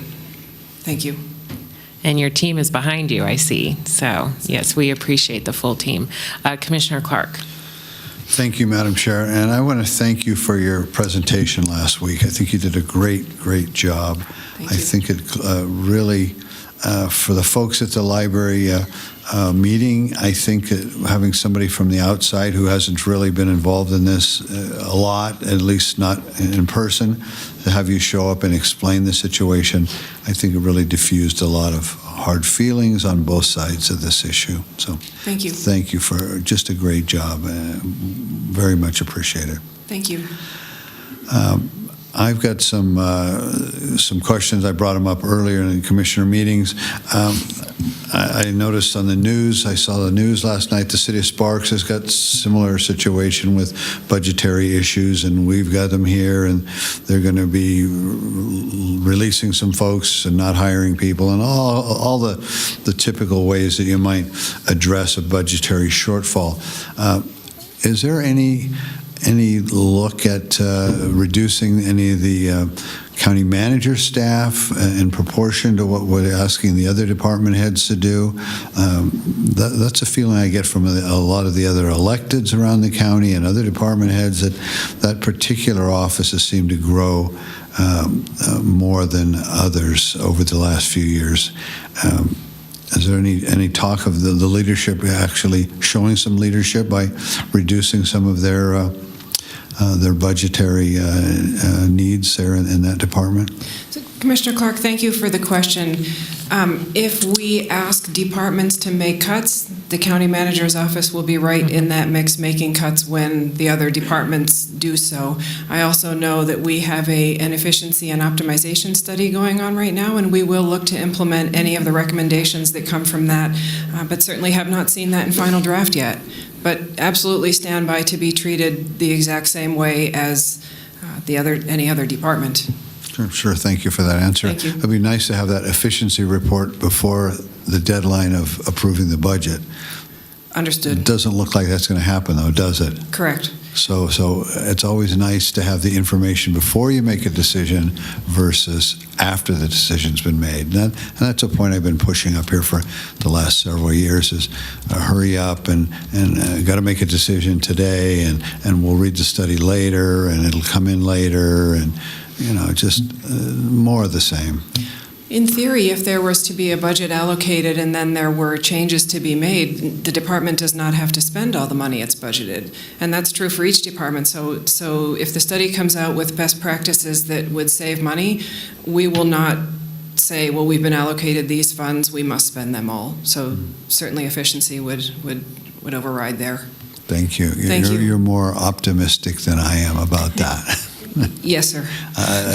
When that happens, let me know, and then that'll be the lucky day around here when somebody doesn't spend possibly more money than they have allocated, rather than stopping before they get to the end of the line. Yes. Thank you. Thank you.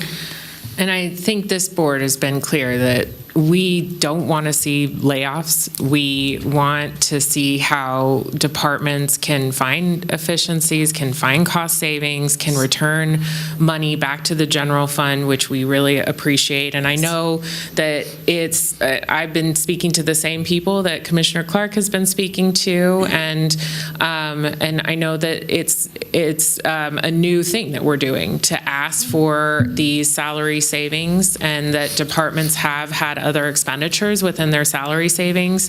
And I think it's up to the Board of County Commissioners to know what those are so we can properly budget for those in the future. So I think this is going to be, I've told these departments, an opportunity for you to come back to us if there are issues like that contingency fund you had discussed of coming back and saying we need this funding for this contract, or we need this funding for this program that we used to pay for under salary savings. And that's up to the Board of County Commissioners. And I think there's a concern about getting in trouble coming back to us using fund balance. And I've never seen that happen in the history of being on this board. When people come back, we had an agenda item last meeting using fund balance to pay for some things within a department. No one was admonished at the dais. I think it was done under either a block vote or consent vote, because we want to make sure that we pay for the things that need to be paid for, but we also are asking folks to, over this next year, to really carefully look at their budget and make sure that we're spending the things that the taxpayer wants us to spend them on. And I love the work that you've done with Commissioner Andriola and the state of Nevada on this open checkbook, because all of the departments will be accountable for their expenditures under that open checkbook. And so I think that that's another opportunity for departments to show that they're, using the funding that we have given them through the Board of County Commissioners to the highest and best use, and that's their job. So, but I know, speaking for myself, I don't want to go backwards. I think we've made so much progress as a county, and I don't think that any department wants to see that progress, diminish. We've increased library hours. We increased sheriff deputies. We've supported our most vulnerable people at the CARES campus and prevented deaths on the street. I think that we've done incredible work, and so I don't think we want to go backwards, but this is an opportunity for us to tighten and see what we need the next fiscal year and make some hard decisions or potentially, find additional revenues, which I've been very open about discussing with the board. And Commissioner Clark, you're signed in again. Thank you, Madam Chair. I wasn't suggesting that we should lay people off, but it's something that we need to look at. When I talk to different elected department heads and their budget is fully 90% payroll, I mean, where are they supposed to? How are we supposed to get this budget in line if 90% of that is payroll, and that's off limits? What, are we going to cut down how many staplers they can buy, or how many desks they can buy, or things that are paper goods and supplies, whatever? Those things are a very small part of the budget. The majority of the budget is payroll, and if we have to have some cutbacks, sooner or later we're going to need to look at who was hired with the ARPA funds and then made permanent, who was hired and we need to look at that. That needs to be on the table, and nobody wants to go backwards. And I'm not suggesting we go backwards, but I'm suggesting we go forward with a good fiscal plan versus continuing on with what we're continuing on. I voted no against why are we remodeling something now? The conference room. When we're having financial difficulties, we shouldn't be continuing on and talking about it, but acting like nothing's really happening. We need to show some action, show the public, show the taxpayers that we are aware of the problem, and here's some of the ways that we're going to address those problems. Otherwise, it's a spiral that continues to go on, and that's where I'm coming from. Fiscal responsibility. Everybody's got a budget. Nobody has unlimited funds. Warren Buffett doesn't have unlimited funds. The federal government doesn't have unlimited funds. Washoe County doesn't have unlimited funds. I'm struck by the fact that Washoe County's got financial problems. The two cities have got financial problems. The fire district's got financial problems. And now I'm hearing the school board. And again, I can't emphasize, this is more money than we've ever had in the county as far as new construction, new to the tax rolls, no cap, no depreciation, high the C taxes, the investments that the treasurer's made, more money than they've ever had. We've got some of the highest sales taxes in the state. We've got some of the highest gas taxes in the United States. And we had all this COVID money, and we're still broke, and every other organization, it looks like, in this county is. Tell me who's in good shape right now. That's what I'd like to know. That's the mystery. I heard it this morning on the news that the school board's got issues. We know the fire district's got issues. Reno's got issues. Sparks got issues. And we've got issues with all of this massive amount of income never seen before in the history of the county, and nobody wants to talk about it. How does that happen? How do you have more money than you've ever had and you're broke? If you were a private citizen and had the best job you'd ever had in your life with the best paying income you've ever had, and at the end of the year you're broke, your family and friends would look at you like, what's wrong with you? So what's wrong with us? How come we have all of this income, and this is coming from other department heads who really know what they're talking about? So how does that happen? I mean, I hate to sound like a broken record, but I'm going to be a broken record. If you have more income than you've ever had and you still have financial difficulties, something's wrong with you. And not you personally. You do a great job. Thank you. I would say, and I don't want to go back and forth on this, but I would say that we are the lowest tax state in the country, and growth is not paying for growth in this state, and we know that. And as far as the state has to enable the county to enact taxes, we know that depreciating property taxes are a real problem for us on the county level, on the state level. You heard the Economic Forum for the state of Nevada. They're in trouble too. The governor's budget did not balance.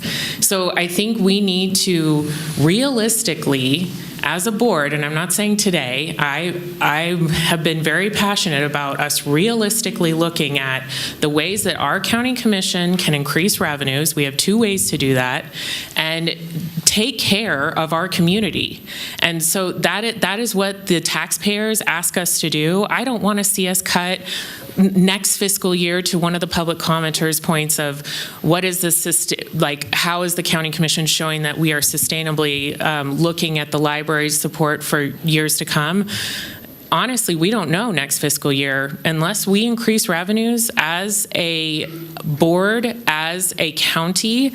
We don't know about the sustainability of any of our departments who are serving our community, especially in a time where we potentially, we saw 1 quarter of economic growth decline. We just need a second quarter for them to actually designate this year as us entering into, our country entering into a recession.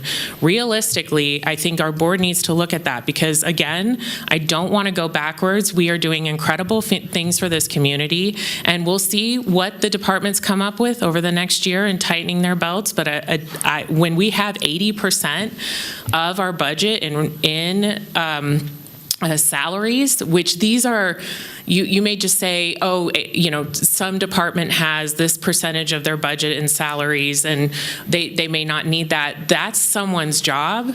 That's someone's mortgage. That's someone who goes to local businesses. That's someone who pays all the taxes in our community. So that's what I'd like to see our board discuss moving forward, because I don't think the state of Nevada is going to come and save us on this issue until we try to save ourselves. Any other comments on this? Dan. Commissioner Clark, go ahead. Thank you. That was a nice pivot, but I'm going to pivot right back to what I said. You say we need more money. I'm saying we've had more money than we've ever had in the history of the county. My question then is, how much more do we need? If we've got more money than we've ever had in the history of the county, per the treasurer, per the assessor, per the fact that we have the highest gas taxes, we have the highest citizens. Okay, so my point on that, let me finish up, please. I didn't interrupt you. Here we go again.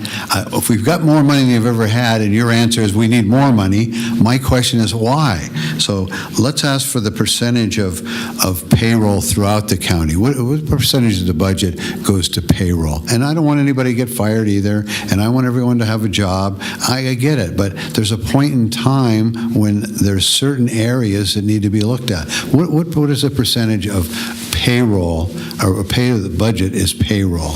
It's between 79 and 80% this year in the general fund, Commissioner Clark. So when you're looking at ways to save money, 79 or 80% of the budget is something that needs to be looked at. That's all I'm saying.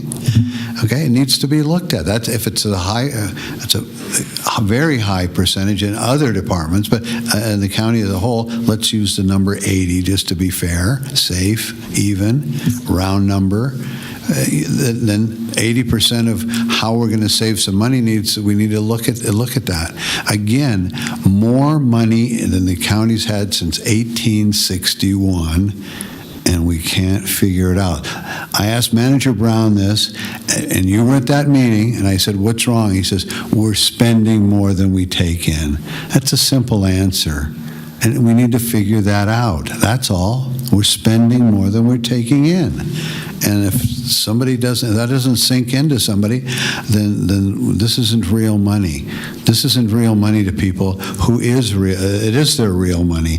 I'm talking about people, the taxpayers, not just the county employees, who are struggling through this economy and continue to pay more taxes. And we're going to ask them to pay more taxes, vehicle registration, higher sales taxes, on and on and on, hammering the middle class. You've got more money to know what to do with, and we can't seem to figure it out. And I'm on the record for that, and prove me wrong. Again, not picking on you. I think you're doing a good job. You've got to deal with what you've got to deal with. But we can't continue to spend money like we have it, because we don't. Thank you.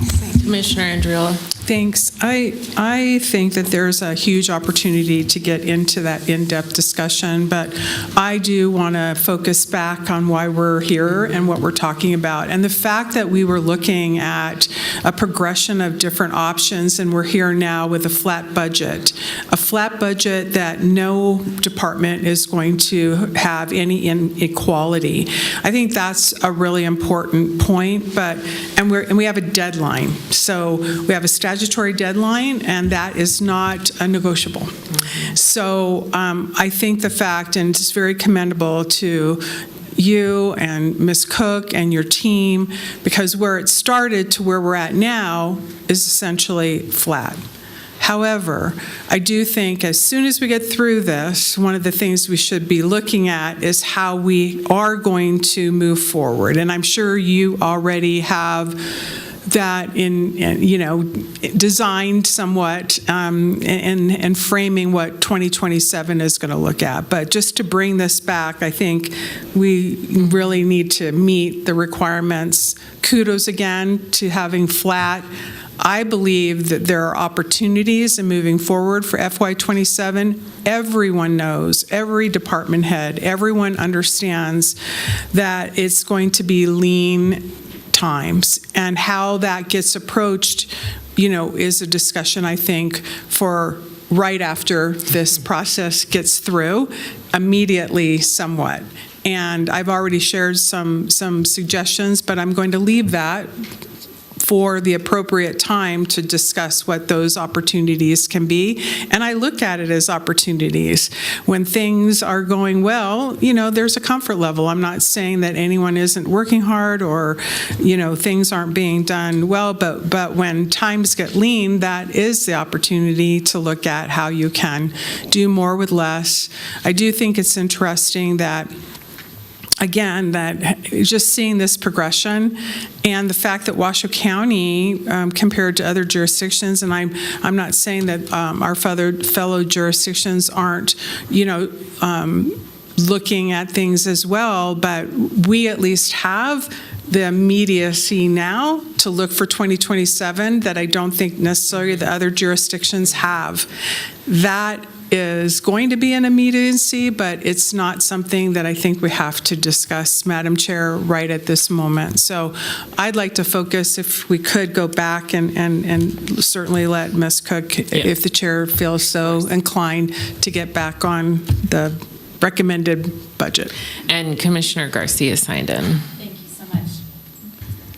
Thank you so much. Just a quick question I forgot to ask you in our briefing, and thank you for the briefing. Thank you for the PowerPoint slides ahead of time. And I really appreciate the continuing education you have on certain topics that we may not be familiar with, contingency, augmentation, all of those things are really helpful as we're making these decisions. So great job. I don't think I asked, we started off with the hiring freeze idea earlier, then we moved to vacancy savings. I haven't asked what kind of communication you envision for us to keep our finger on the pulse in terms of the vacancy savings. You talked about the natural savings through attrition and putting that in the forecast, but what kind of communication do you and your team hope to have with us as we start moving forward into FY27 already? Thank you, Commissioner Garcia, through you, Madam Chair. That's an excellent question. Originally, we had proposed to do monthly communications. However, we will communicate as frequently and in as much detail as you wish.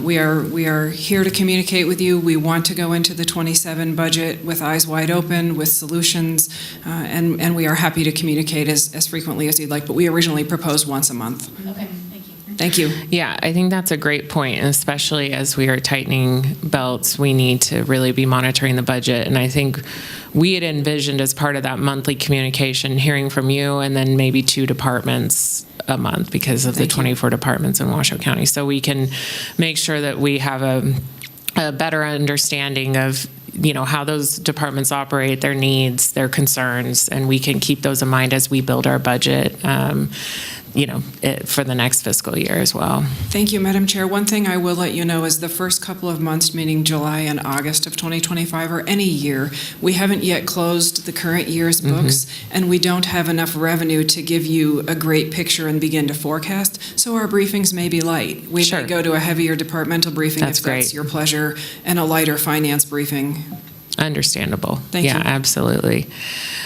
One more question before Ms. Cook comes up. On C-Tax, where are we? I'm hearing that we're just not getting the actual amount that we are owed from the state on C-Tax, and what is that looking like right now? It's a good question, thank you. And about 7 or 8 minutes before we came down here, maybe a few minutes longer, we received an email from the state saying that we had received a distribution, which I haven't looked at yet. Okay. But the state is modernizing its software, which is excellent. But we are missing a piece of our November distribution, and we are missing the itemized classifications. Normally, we look at the C-Tax every month, and we say, this category is going up, this category is going down. What are we reading about the national, local, and regional economies? How can we interpret that to forecast better? We don't have that data right now, so our forecasts we are not as confident in our forecasts. So we are projecting 0% through the end of this year, the 6/30/25,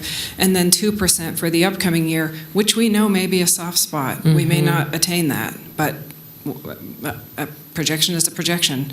Yes. And we will revise it as we go. Absolutely. Yes. Thank you for that. Thank and you. Let us know if there's anything we can do to help you on that. Thank you. Yes, the state has been communicating with us as they learn regularly, but we are still missing that piece of November and that itemized detail that helps us very much. Yes. Okay. Well, I think we're ready for Ms. Cook. Thank you for the introduction.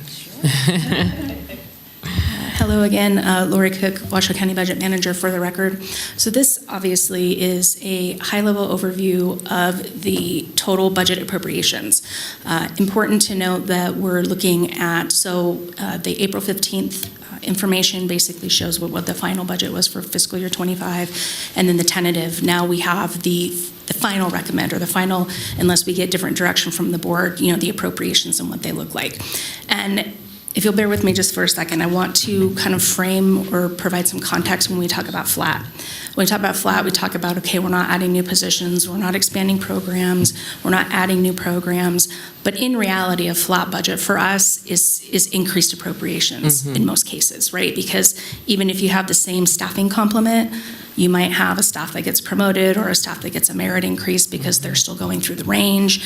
A department or division might actually have lower, we call it base budget, or lower personnel because they've had some turnover. So they have some new staff coming on board that don't make as much as either retiring or terminating staff.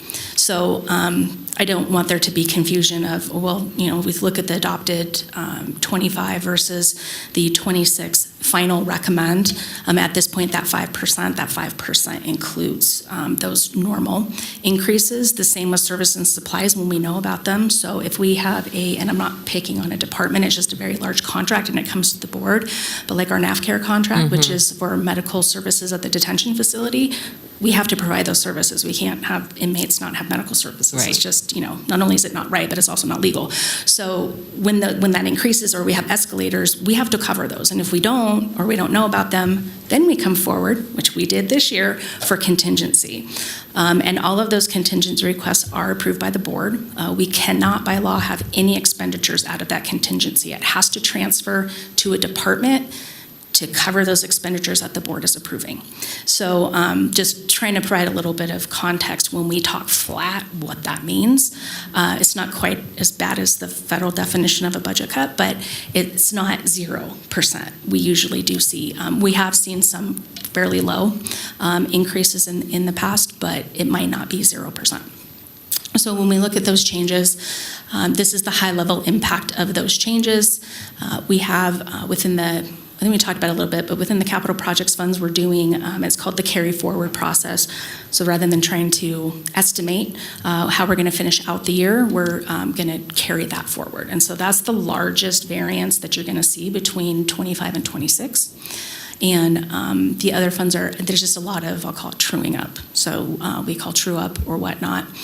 In the general fund, those appropriations right now in that column, they reflect, and if we get different direction, we'll adjust it, we'll fix it.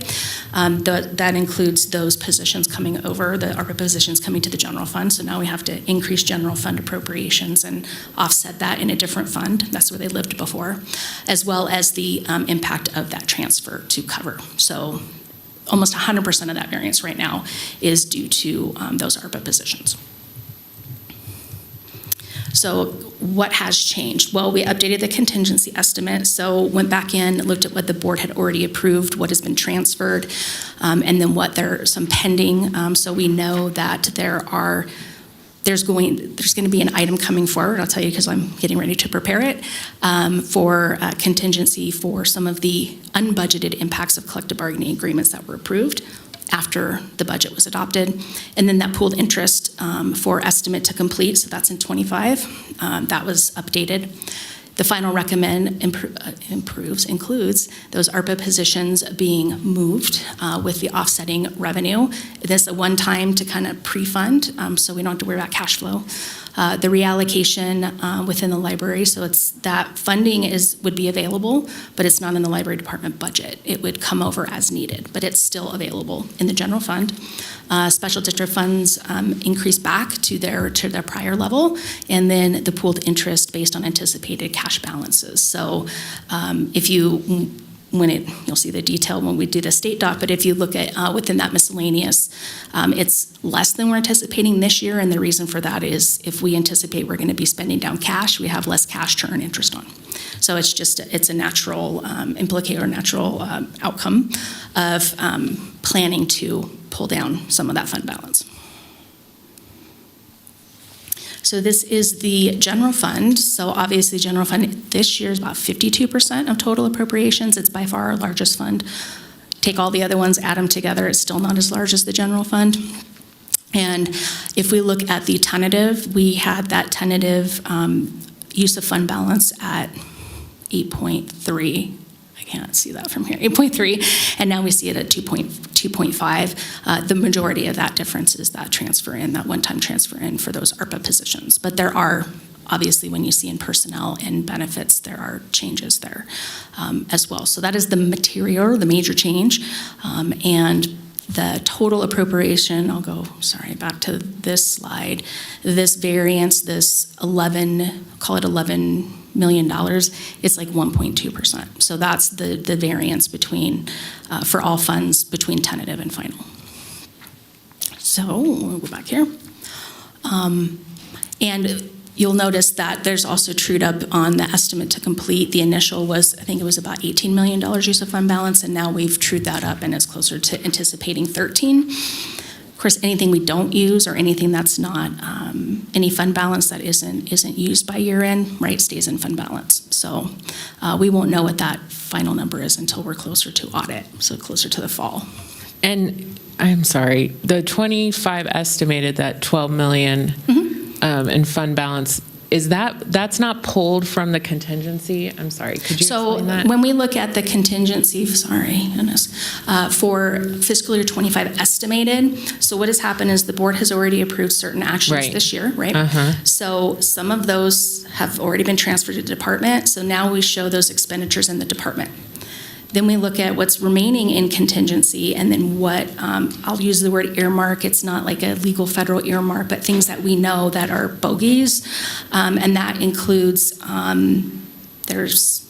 today there was an item for contingency on the agenda, the collective bargaining, and so that would be what we think we would need through the end of the year. Okay.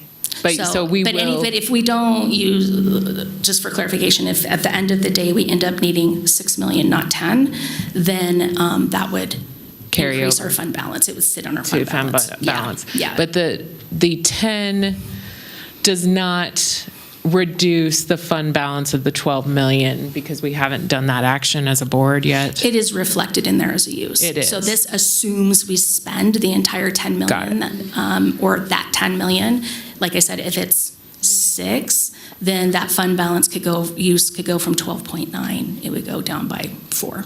Okay, thank you. So, and we do record that at year end, and it stays within the general fund. So the 10 is 0 right now, essentially.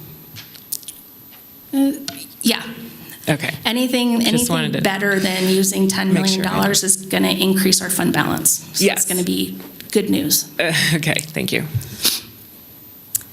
And so with that, next week is the public hearing. And just to remind anybody who, the state's kind of quirky with what we do. So it's actually a public hearing on the tentative. The tentative budget has been submitted to the Department of Taxation, and we've received our certification that it meets the legal requirements.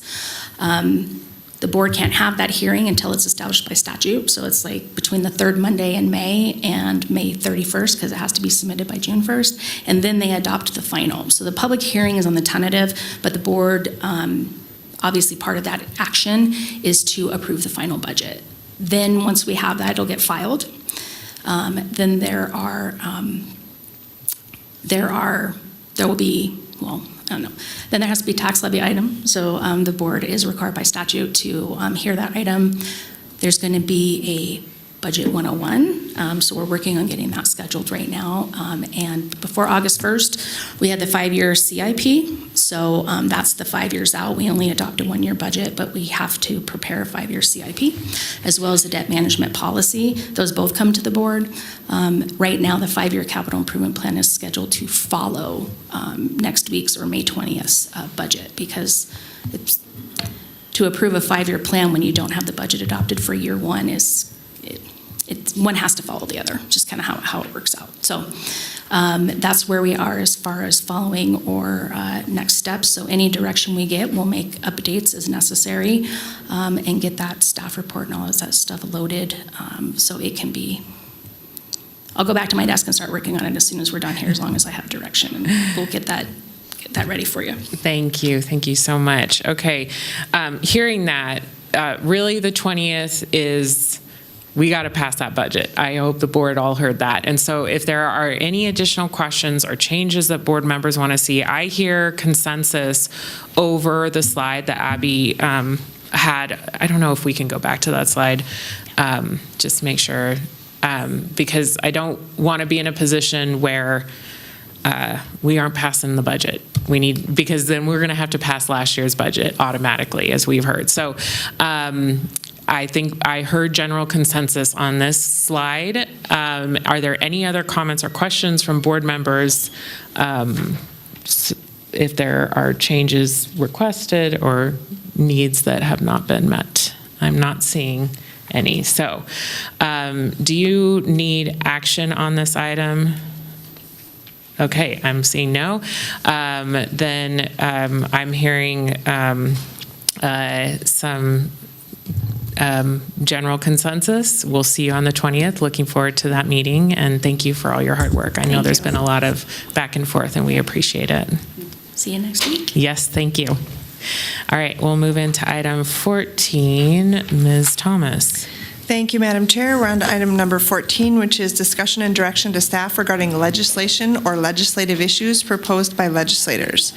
As you're likely aware, our Government Affairs Liaison, Ms. Matievich, is deep in week 15 at the session. There's 3 weeks remaining in the 83rd legislative session.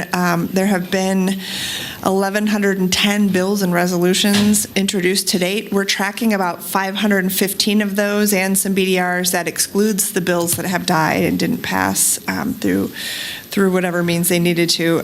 We've completed 228 fiscal notes to date. Wow. Friday the 15th is the second committee passage deadline. The following Friday, the 22nd, is the second House passage deadline. So those are just some of the milestones that we've had as we've been traveling through the session. A couple of quick items of note: SB 319, which was the fire consolidation study, that was actually heard this morning and passed out of committee. And so it has the floor. AB 333, which is the Washoe County Fairgrounds lease amendment that y'all approved on, I think it was March 11th at the BCC. You adopted position of support for that bill. That is expected to be heard in the Senate Government Affairs tomorrow. So other than that, that's a little bit of an update I've got for you. If you have any other pieces of legislation, I can attempt to answer that or gather some information and get it to you, whatever works. Okay. Are there any board comments or questions on this item? I'm not seeing any. We are just waiting to see how it all turns out, and hopefully won't be too big of a hit to our budget that we just discussed. So thank you, Ms. Thomas. We'll now move into item 15. Madam Clerk.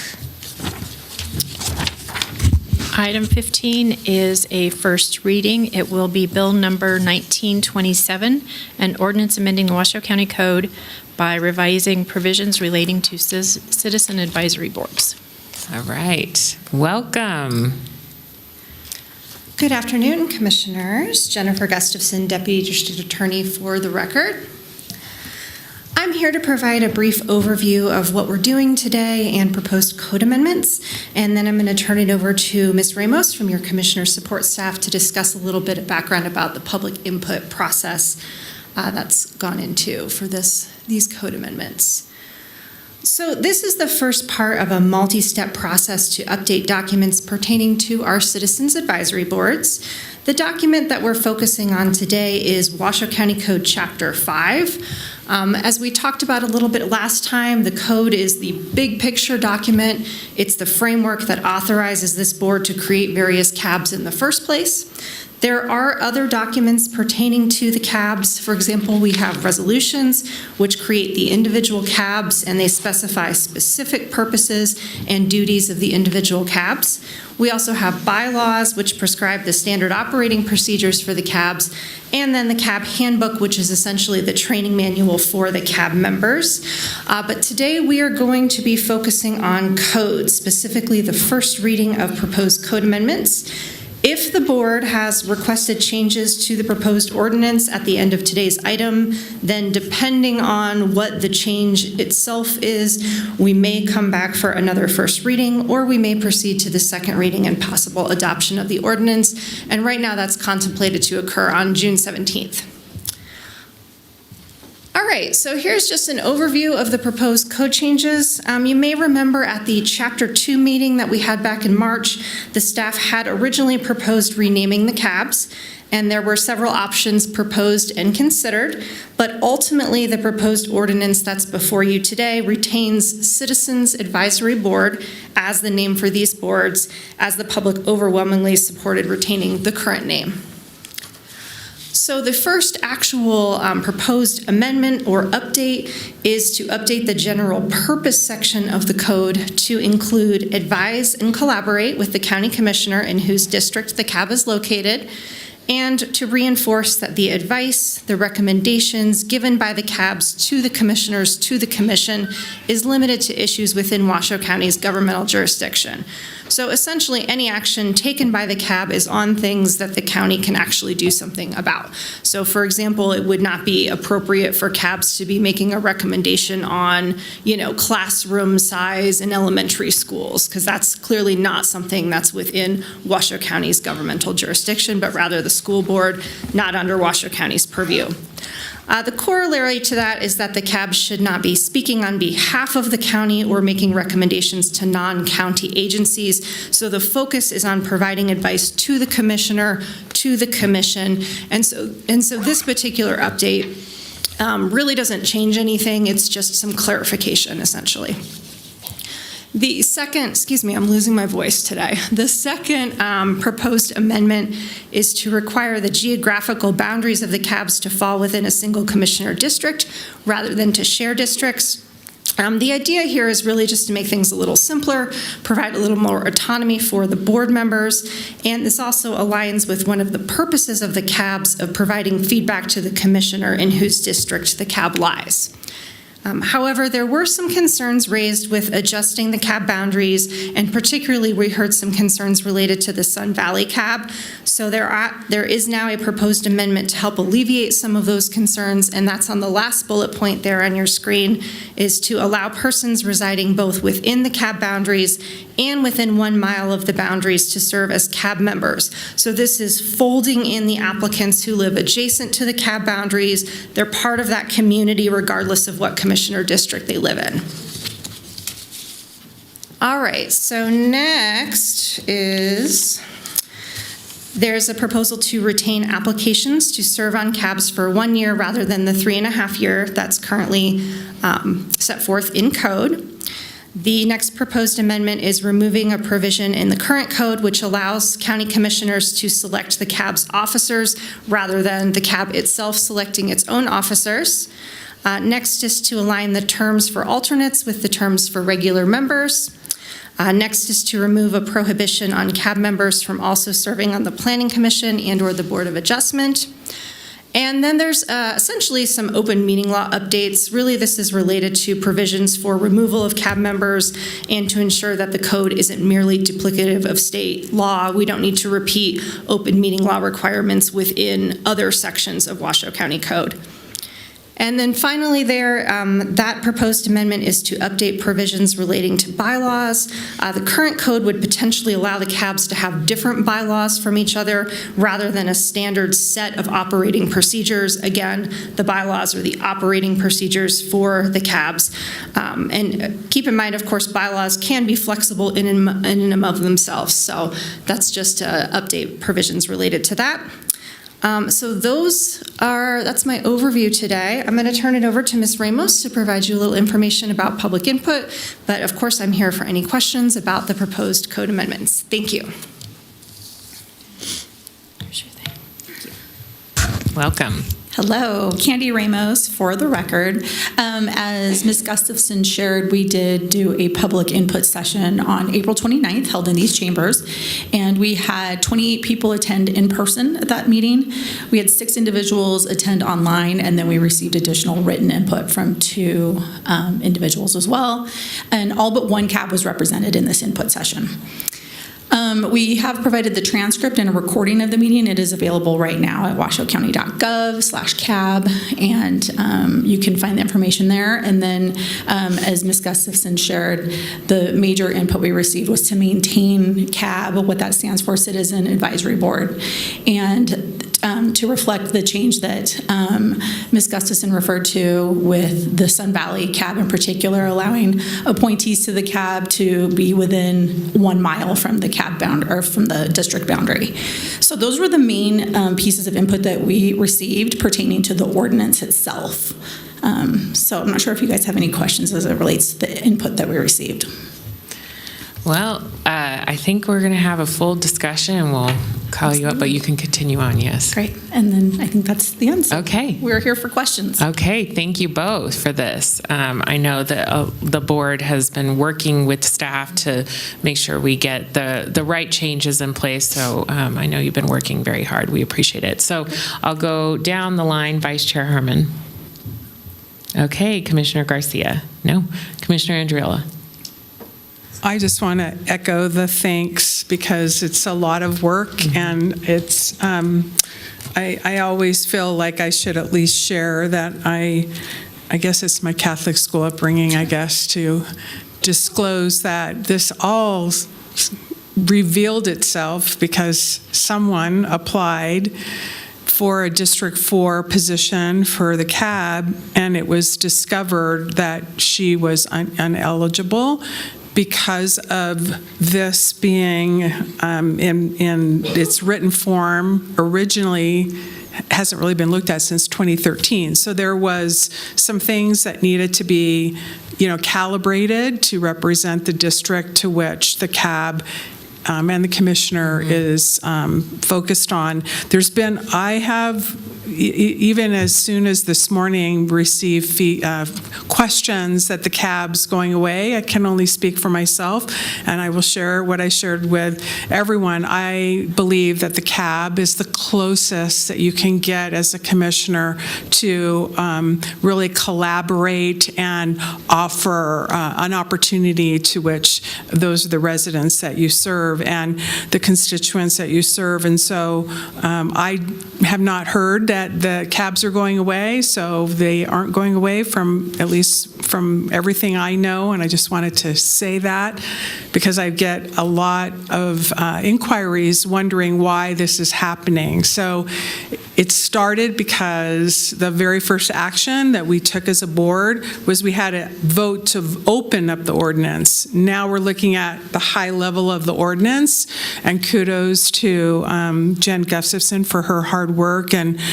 aligning everything so that it truly represents what most are doing anyway, to be honest. And so I really appreciate also the fact that the bylaws and the other steps that you'd outlined will be coming next. And those discussions can then allow, again, additional feedback from the public. But this policy is really at a high level. And so some of the comments that were shared during public comment at the beginning of this meeting, talking about minutes and that kind of thing, those things belong in other places. And so again, kudos to Jen Gustafson for looking at making sure everything is compliant with where we're at now, and then all of us knowing that there's more to come. So I really wanted to make sure that Ms. Ramos and the public and Ms. Gustafson really are acknowledged for all of their heavy lift, and kudos to everyone trying to make sure that we are all representing the districts to which we serve. And that's what is really, this is at a really high level. So thanks, big thanks. A lot of hard work. That's great, yes. I don't see any other commissioner comments or questions, so Madam Clerk, is there any public comment? There is. First up, we have Pat Davison, followed by Trista Gomez.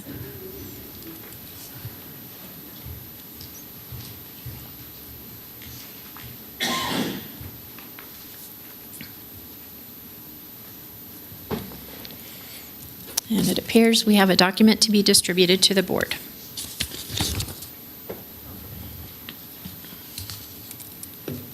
Good afternoon, Chair Hill, members of the Commission. My name is Pat Davison. I live in District 5. My experience in government affairs is the basis of my belief that an advisory committee can be a key player in solving problems confronting government. Advisory committees can be the workhorses assisting you with tough issues. Yes, they take more time than traditional decision-making, but it's been my observation that the best policy and program results occur when citizens and decision-makers solve big problems together. Give your cabs a meaningful reason to exist and watch what happens. They are here because they want to be involved and help the county tackle challenges. Bonnie Billings here earlier this morning, prime example of what I'm talking about. Last Thursday, I read the staff report for this agenda item and emailed some questions for staff to answer in preparation for the meeting. My email is attached to these comments. Staff was not able to answer my questions. I hope that someone can provide some information between now and the second reading in June to inform the public record. Why did I ask these questions? I want to know as fully as possible how the new language will be implemented. We can't look at words on paper and simply assume we know what staff had in mind when these words were drafted. So here's what I can share with you. I do support adding the verbs advise and collaborate to describe the CAB purpose. I think it means each of you will ask your CAB chairs to agendize some of the big topics in advance of the decisions so CABs can be informed and fulfill their purpose to advise or make a recommendation to you. I look forward to seeing that change. I thank Jen for giving the clarification on what the new language means within Washoe County's governmental jurisdiction. That's a great explanation. Officers, I support each CAB selecting their own officers. Appointments to other county boards, I appreciate the staff report explanation about recusal. That also addresses my concerns. and then the service on or removal of a cab member. I support direct notice by certified mail or other means, so the cab member who is being publicly removed from the cab, it's not just a courtesy to them, but gives you confidence that a good faith effort was made to reach that person. Yes, this may go above and beyond what's legally required, but the county does that on other things like physically posting your agendas. And the bylaws, I support a standard set of bylaws which would be mandatory for each cab, but then you allow each cab to embrace their diversity and have additions. I want to thank Commissioner Andriola for asking for this review. And lastly, I'm glad Jen's going to be involved in this all the way along, so we've got a stable source of information and reference. Thank you very much. Thank you very much. Trista Gomez.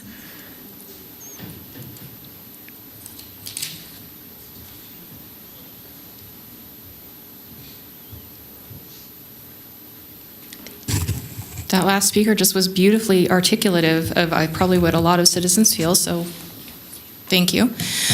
The only thing that I would say, and I can't quite figure it out, I didn't have a lot of time, but I would love to see that the agendas for these cabs are agendized, and I don't know the details of how that will work, but by the citizens, right? So in the valleys, we've got a property out in North Valleys, and obviously we live in Spanish Springs, and the huge issue, massive issue is development, traffic, safety, flooding, sewer, all of these things that affect our properties in our lives every day, twice a day, 3 times a day if you have to go back into town, every single day. And I'm hoping that we don't do I'm hoping that what we're not going to see is that we see a agenda that's posted or and I don't know, I mean, it could be on the thing, right? I don't know. I didn't read through every single bit of it. But what I'm hoping is that those agenda items are specifically put in by the people who are having the issues in that, in that district. Sounds like they are. I'm hoping that's the case. And I would be happy to have some clarification on if that was actually the case. There's nobody else signed in. Thank you very much. Any other board comments or questions? This is a first reading. Commissioner Andriola. Could I just ask Ms. Gustafson for a clarification question on just the practice for notice in the event there is removal, what that would look like? So under the open meeting law, if it came up that a cab member was going to be removed for some reason, there's a couple different ways to provide notice, and personal service is the way that I've seen the county actually use when we're talking about it. It affects that character provision of the open meeting law, which I'm sure you're familiar with. So you can personally serve, a person, which is usually recommended because then at least you can talk to them about it and explain like what this is. The other way that's provided under open meeting law is for certified mailing. So previously in our code, or right now in our code, the only provision is for certified mailing. And so removing this is essentially just saying we're going to follow open meeting law, which allows for both of those options. I really appreciate the clarification. Thank you. Okay. This is ordinance 1927, so I just need one commissioner to read that. Madam Chair? Yes, Commissioner Andrew. I'll move to introduce on behalf of the Board of County Commissioners and conduct a first reading of ordinance number 1927, which would adopt an ordinance amending Washoe County Code Chapter 5 by amending provisions related to citizens advisory boards, and if supported, set a public hearing for the second reading and possible adoption of the ordinance for June 17th, 2025. Thank you very much. All right, we will now move into our public hearings. I will open the public hearings and go to item 16, Ms. Thomas. Thank you, Madam Chair. We have a public hearing to approve an outdoor festival business license pursuant to Washoe County Code Chapter 25 and related provisions and associated license conditions for an application submitted by Red, White, and Tahoe Blue 2 to hold a fireworks show on July 4th, 2025, and the Incline Village Beach, APN 127-280-01, on a barge in Lake Tahoe off the beach area. This permit is for spectator viewing of the show only. Thank you very much. And I'm looking to the board to see if we need a presentation on this item. I know we have seen this permit, yes, many, many times every year, and appreciate the staff's hard work in getting this to us.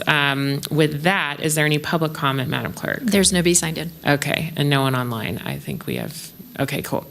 All right, with that, may I have, actually, I am happy to move to approve, and I am looking for a second.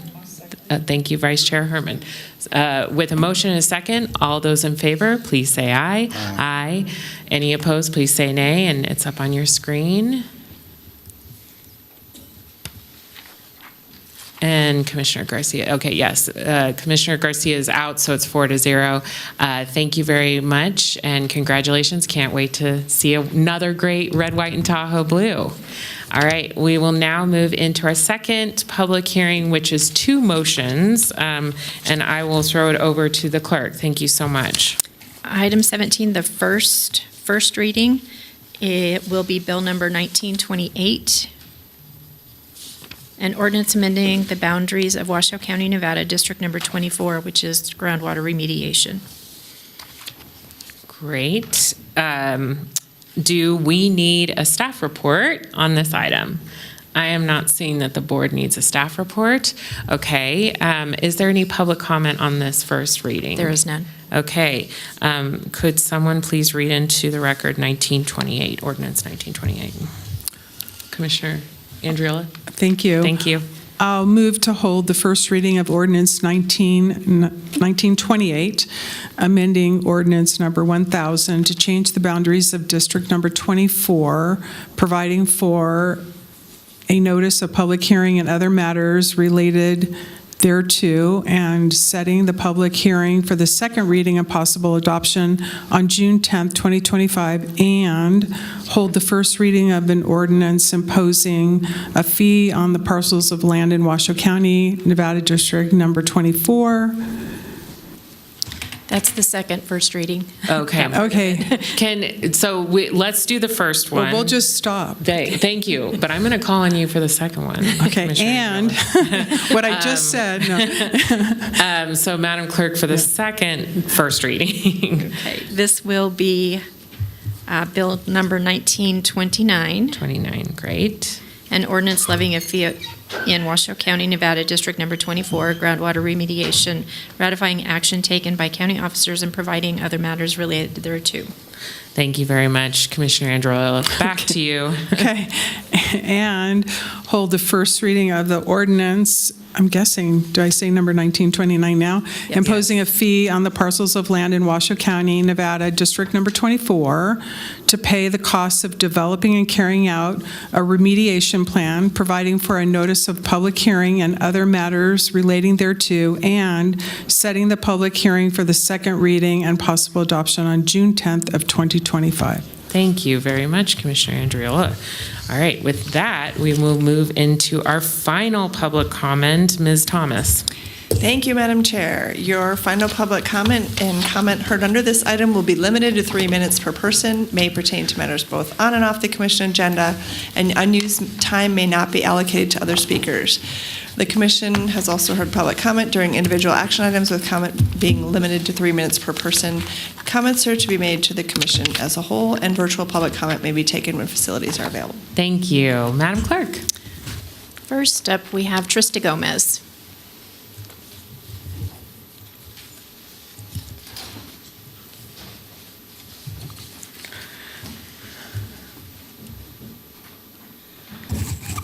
So I try when I come up here, it's Trista Gomez for the record, kind of to talk about the things that are pertinent. And today I just want to talk about something that's just personal, right? This is just a personal comment. I've lived in this community my whole life. I'm 4th generation in this community. My kids are 5th generation in this community. This community, when I was little, running around Sparks, going to Scoopers for my milkshake, if we could scrounge up some money for our milkshake at Scoopers, was a very livable, very nice community. I really enjoyed it. I didn't know that people didn't like it. I was happy that people didn't like it because nobody came, so it's fine. I am deeply offended that there's this idea that we can raise revenue on the majority of the people that live in our county to pay for 1% of the people that live in this community that have special benefits and higher salary than the average of the community.